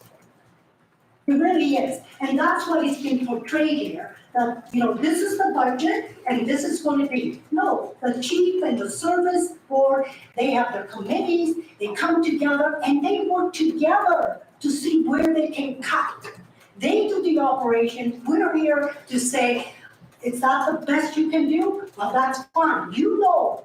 You know what I just want to say, it just came in my mind. When everybody writes in about maybe defining the police and all that, I wonder if they know what goes into policing. I didn't know all the things that went in until I did some research and I worked with them, all the things they do. It's unbelievable. So let's not suggest that the chief does not look at saving. He does. And he brings the best budget that he can. So thank you. Member Nair? Thank you, folks. And I wanted to clarify something here, and I don't know if it is, as you highlighted a few times there, and what I think is evidence that there's many motions on this emergency board meeting today. And I think that is because we're all passionate about this board and our commitment to the community. And so I'm not sure if I'm reading things or what's been implied, but I want to make it clear that I am very grateful for every single member of the police service in this room, and who have strived to answer all of my questions, and explain many things to me as I'm new in this role, and responded to 50 questions that were sent to them within a week, and that was not a small task. And so I meant it when I said about teamwork, and I appreciate that collaboration. I highlighted here my own hurt in terms of the processes that went into from our side this board meeting, and motions that were put forward and motions that were not put forward in the necessary or outlined ways. But I also want to highlight here that when we talk about priorities and commitment to this board and our commitment to collaboration, I from my very first board meeting when I was given 24 hours notice that I was to attend a budget meeting, that was the first clinic I canceled in order to prioritize the work of this board and to commit to this role fully. And fulfill, my oath and my commitment to community. And for clarity for the public, that the motion that we've been referring to was actually a motion with regards to our knowledge translation or communication to the public about our processes. So I absolutely, I'm so sorry. I believe it was member calls, or it was mentioned just in our closing remarks. About what was communicated to the public about delegations. And I think that is a really helpful thing going forward. When I think I agree, a lack of clarity when we asked the public to send in written delegations about what the purpose of that was. If the entire board, bar member Kretsch and I, felt that we should be considering the recommendations and the questions and the suggestions from the public. If there is no role for any of those suggestions, then why ask? And that may just be me being new to this role, and not understanding what the purpose of delegations are, or performative, or that engagement as an honorary role for our community members. And I will also highlight here that I'm also grateful for Member Elms for your suggestion going forward about potentially looking at policies for the next year. Member, I'm not gonna speak on behalf of Member Fetch, but you can speak, certainly speak for himself, but I didn't, never intended to join this board in order to, you know, go against any collaboration. I took my time to introduce myself to each member of this board. I would love to collaborate, with everyone on this board as I've spoken and as I teach about critical, theory and critical approaches about dialogue, and about listening and learning from people who have different perspectives from me. I feel that that is a valuable experience. So I am grateful for the diverse perspectives that have been voiced today, and the diverse perspectives that have been voiced through the written delegations, here today. And I hope that in the future, we can try to integrate all of them. Thank you, Member Renee. I do want to clarify something, and it's important because we have a differentiation in our procedures and bylaws around whether it's special meeting or emergency meeting. And this is a special meeting, and that's the run for quality. Can you confirm that for me? Through you, Madam Chair, that is correct. This is a special meeting versus an emergency. This is just really for education, not for. Member Crush? Thanks. I just wanted to respond to a few of the comments that were made. I don't think this process has been going through any kind of backdoor. In fact, we've seen a tremendous amount of public engagement. I don't think it would have been possible to see that engagement if it had been done in secret. This has been a very transparent process where we abided by deadlines given to us to submit motions. I'm with Member Menezes here in terms of, we did a lot of collaboration and I was grateful for that. When we submitted all of our motions to everyone else on the board, it was pure crickets from anybody else saying, hey, we want to come forward and work with you. Here's how we see we can do it. Also, to what was said about policies, anyone here today could really simply and easily have said, oh, I see those policy parts of your motion. How about we take those out and vote separately on those and approve them? No one did that. So I think it's disingenuous to say suddenly, oh, we're in favor of these policy things that were sort of right before us and we voted no on. So we had that chance and we didn't take that chance. In future, if others want to bring forward more policy suggestions and work with me on that, I'm happy to revise these and bring them forward in a more fulsome manner. But we have that opportunity today.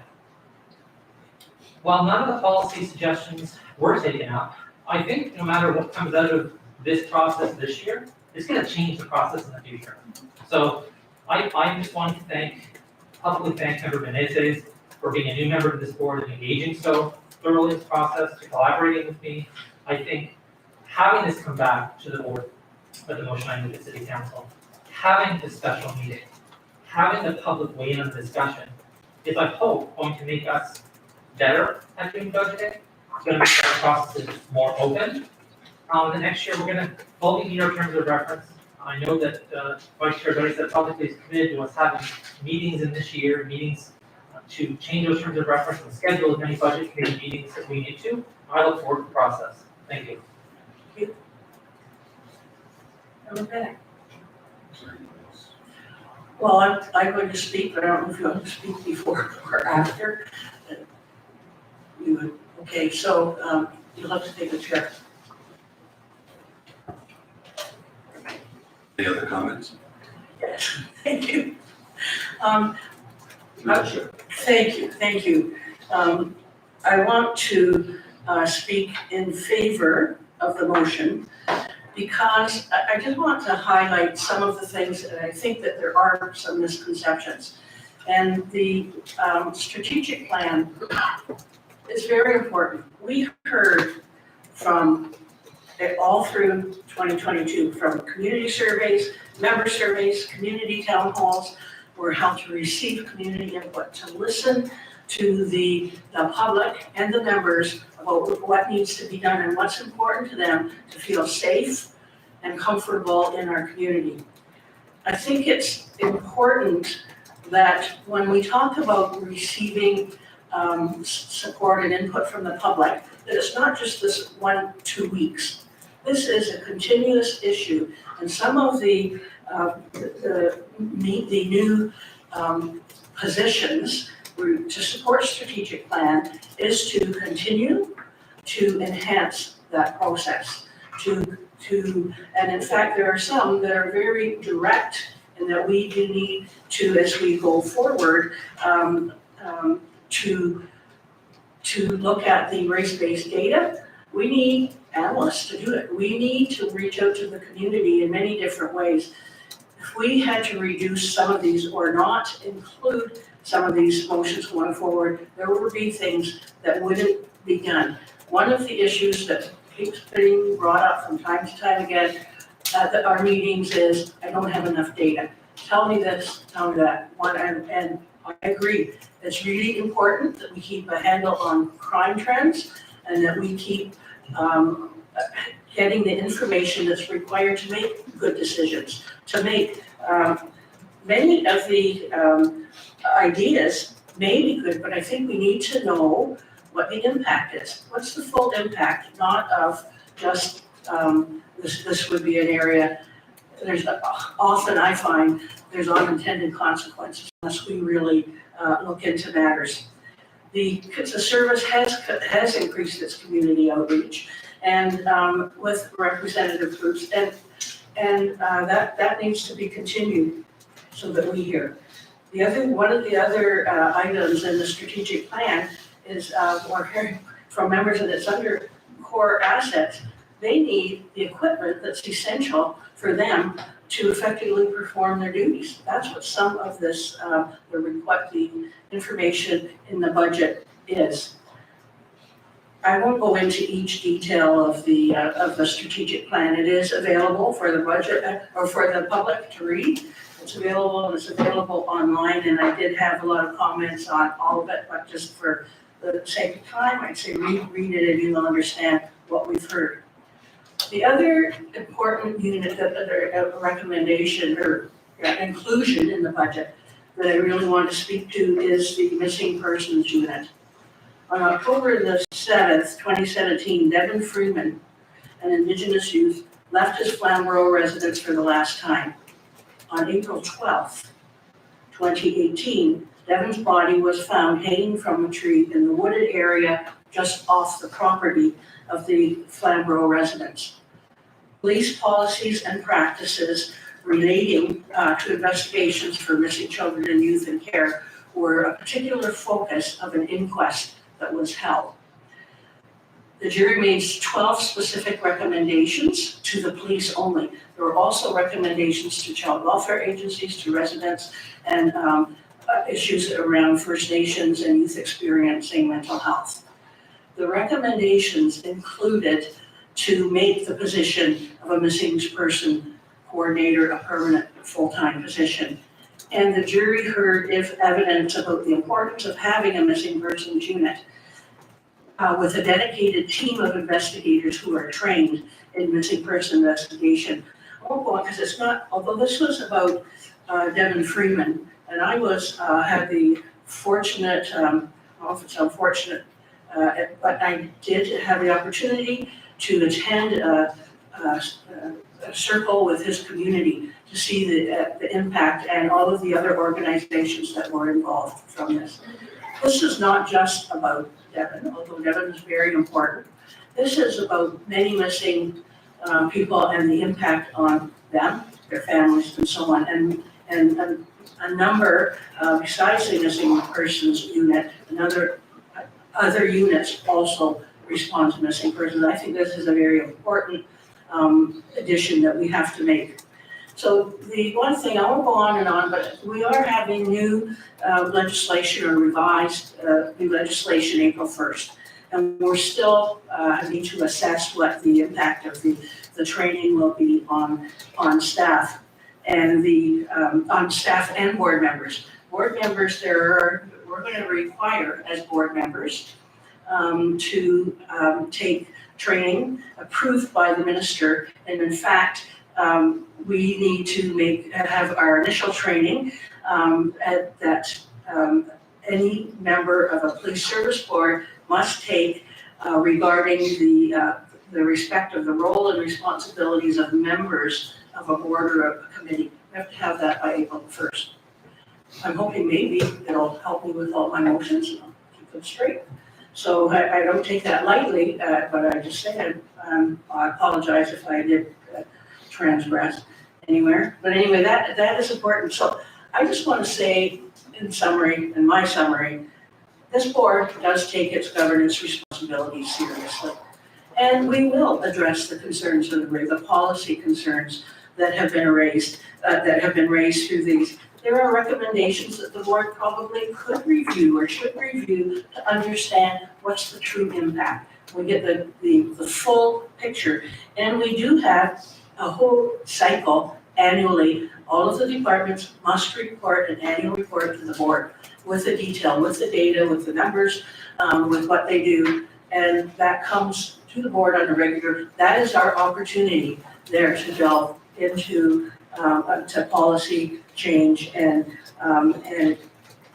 to move forward. And so I agree. I think out of all of this, we will see some different processes as we go through the year. We're all more enlightened now and more aware of where and when we have the opportunity to make change. So I would just say that to move forward, we need to do that. We do need to look at more collaboration, and that it is important that right now, and one more thing that I'm gonna say, I worry, because I know that during the budget process, the chief withdrew funds, it's been reduced at several points. I think this has been wrong, and in fact, I wouldn't do this, but I think in fact, we probably need more resources for the police.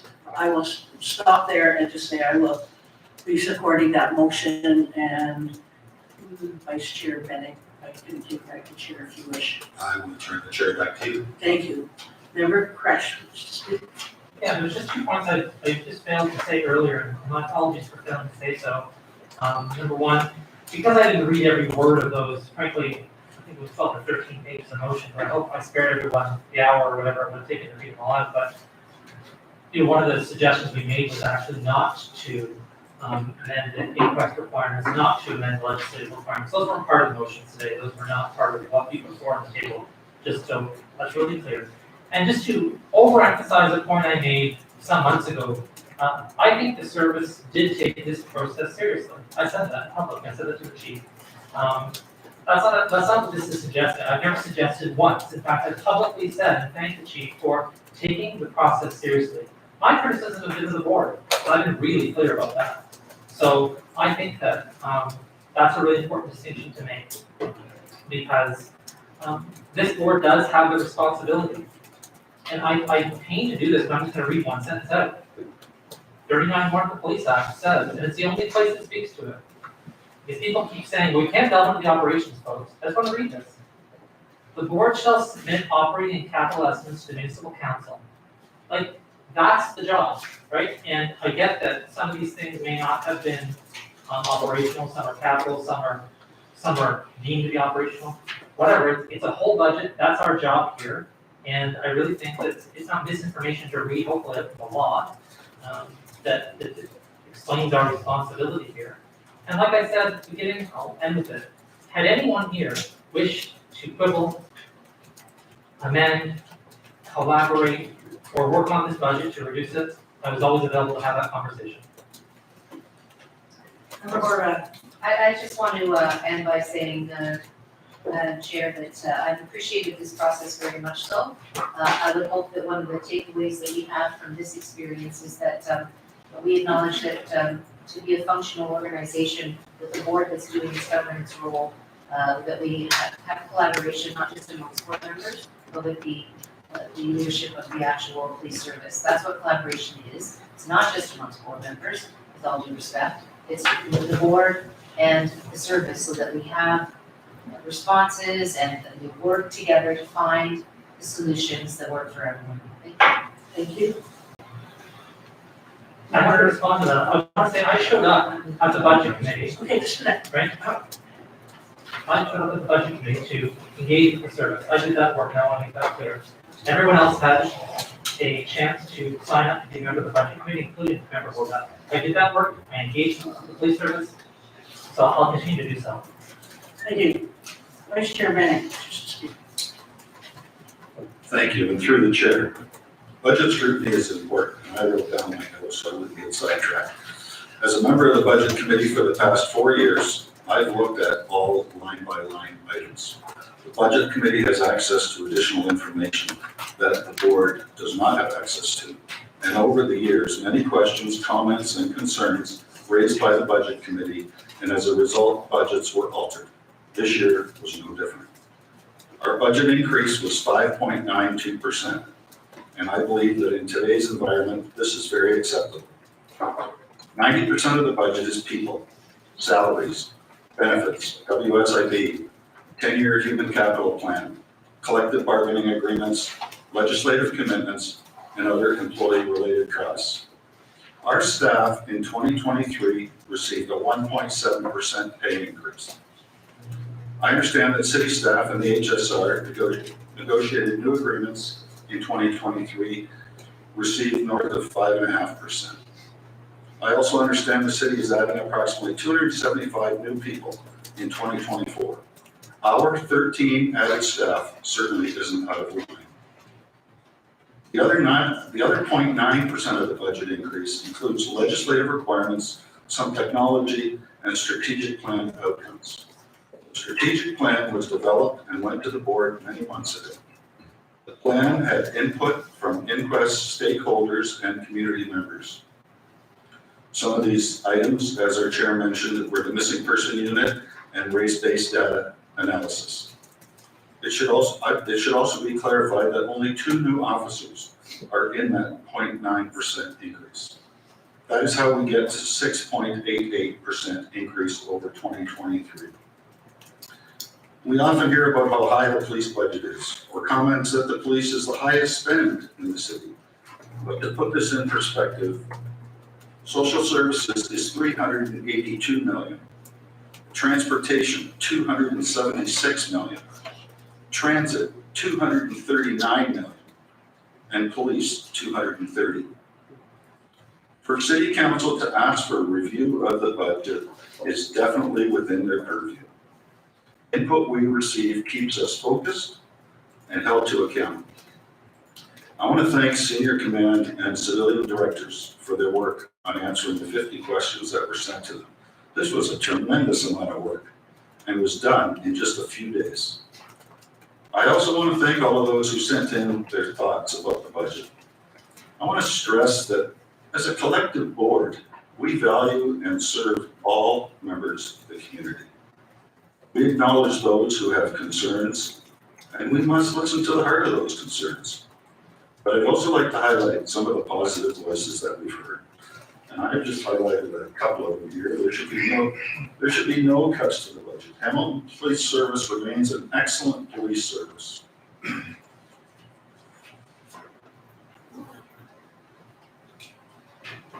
I am fully supportive of increasing the police budget. Should receive whatever funding is necessary in order to fulfill their mandate.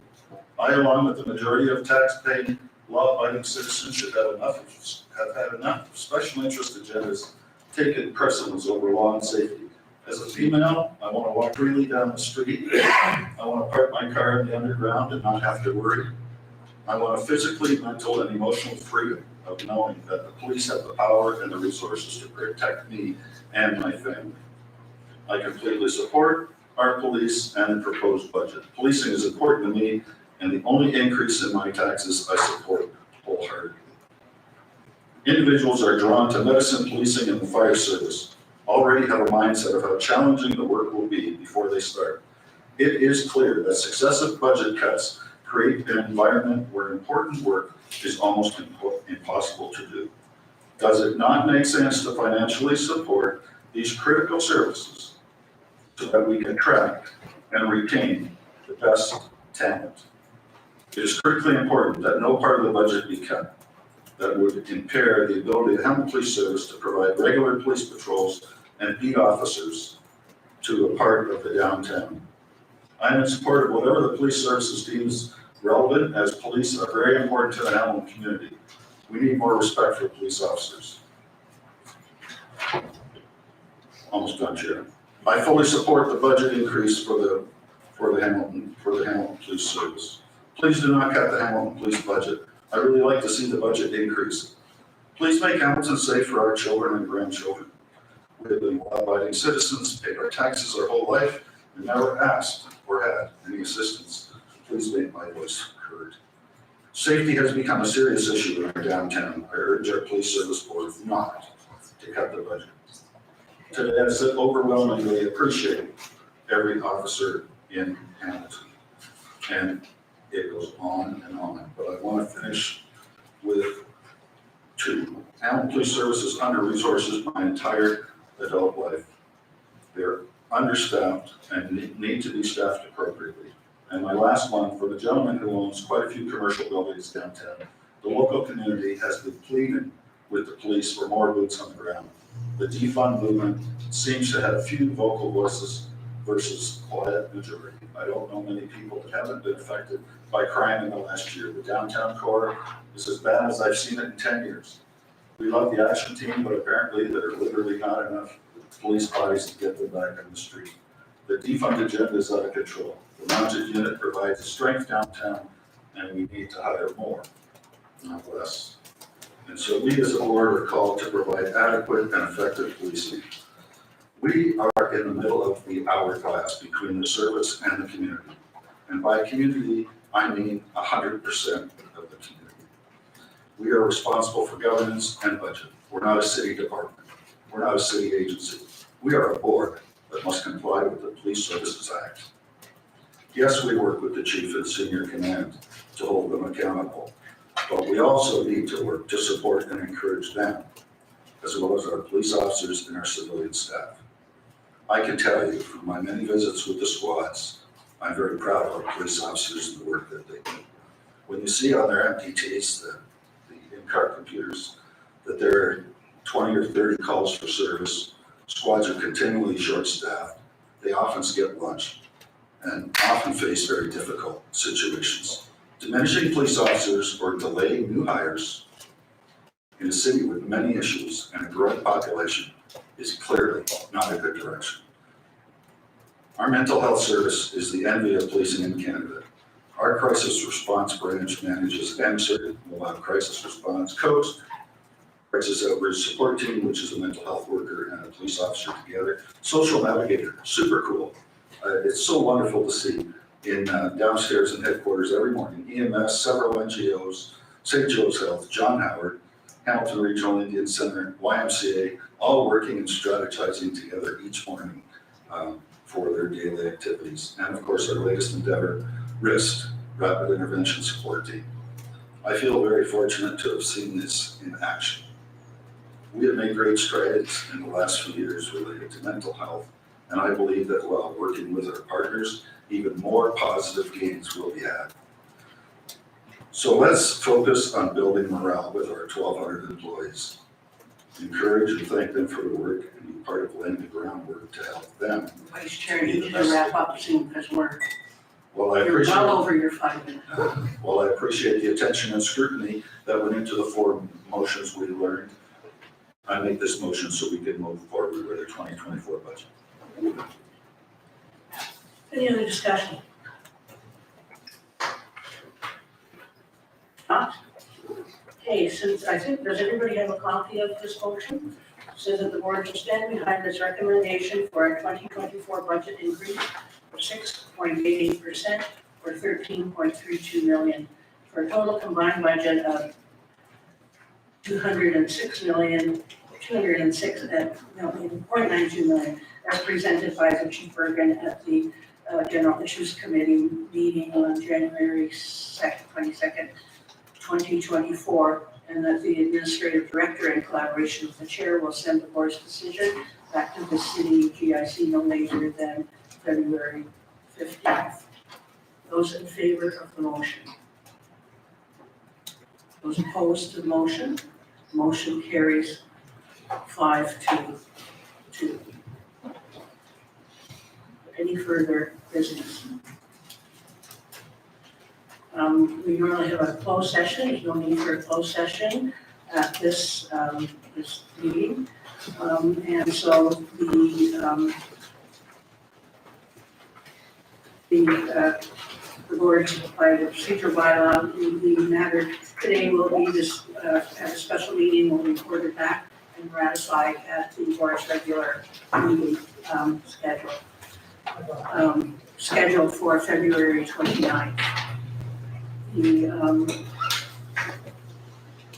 Any member who expresses any disagreement with the decision that the board has made, because this is a decision of the board, needs to make it very clear that's personal opinion. So can I get a motion to adjourn today's special meeting of the board, moved by member Fresh, seconded by member Hall? Okay, Ruth? There.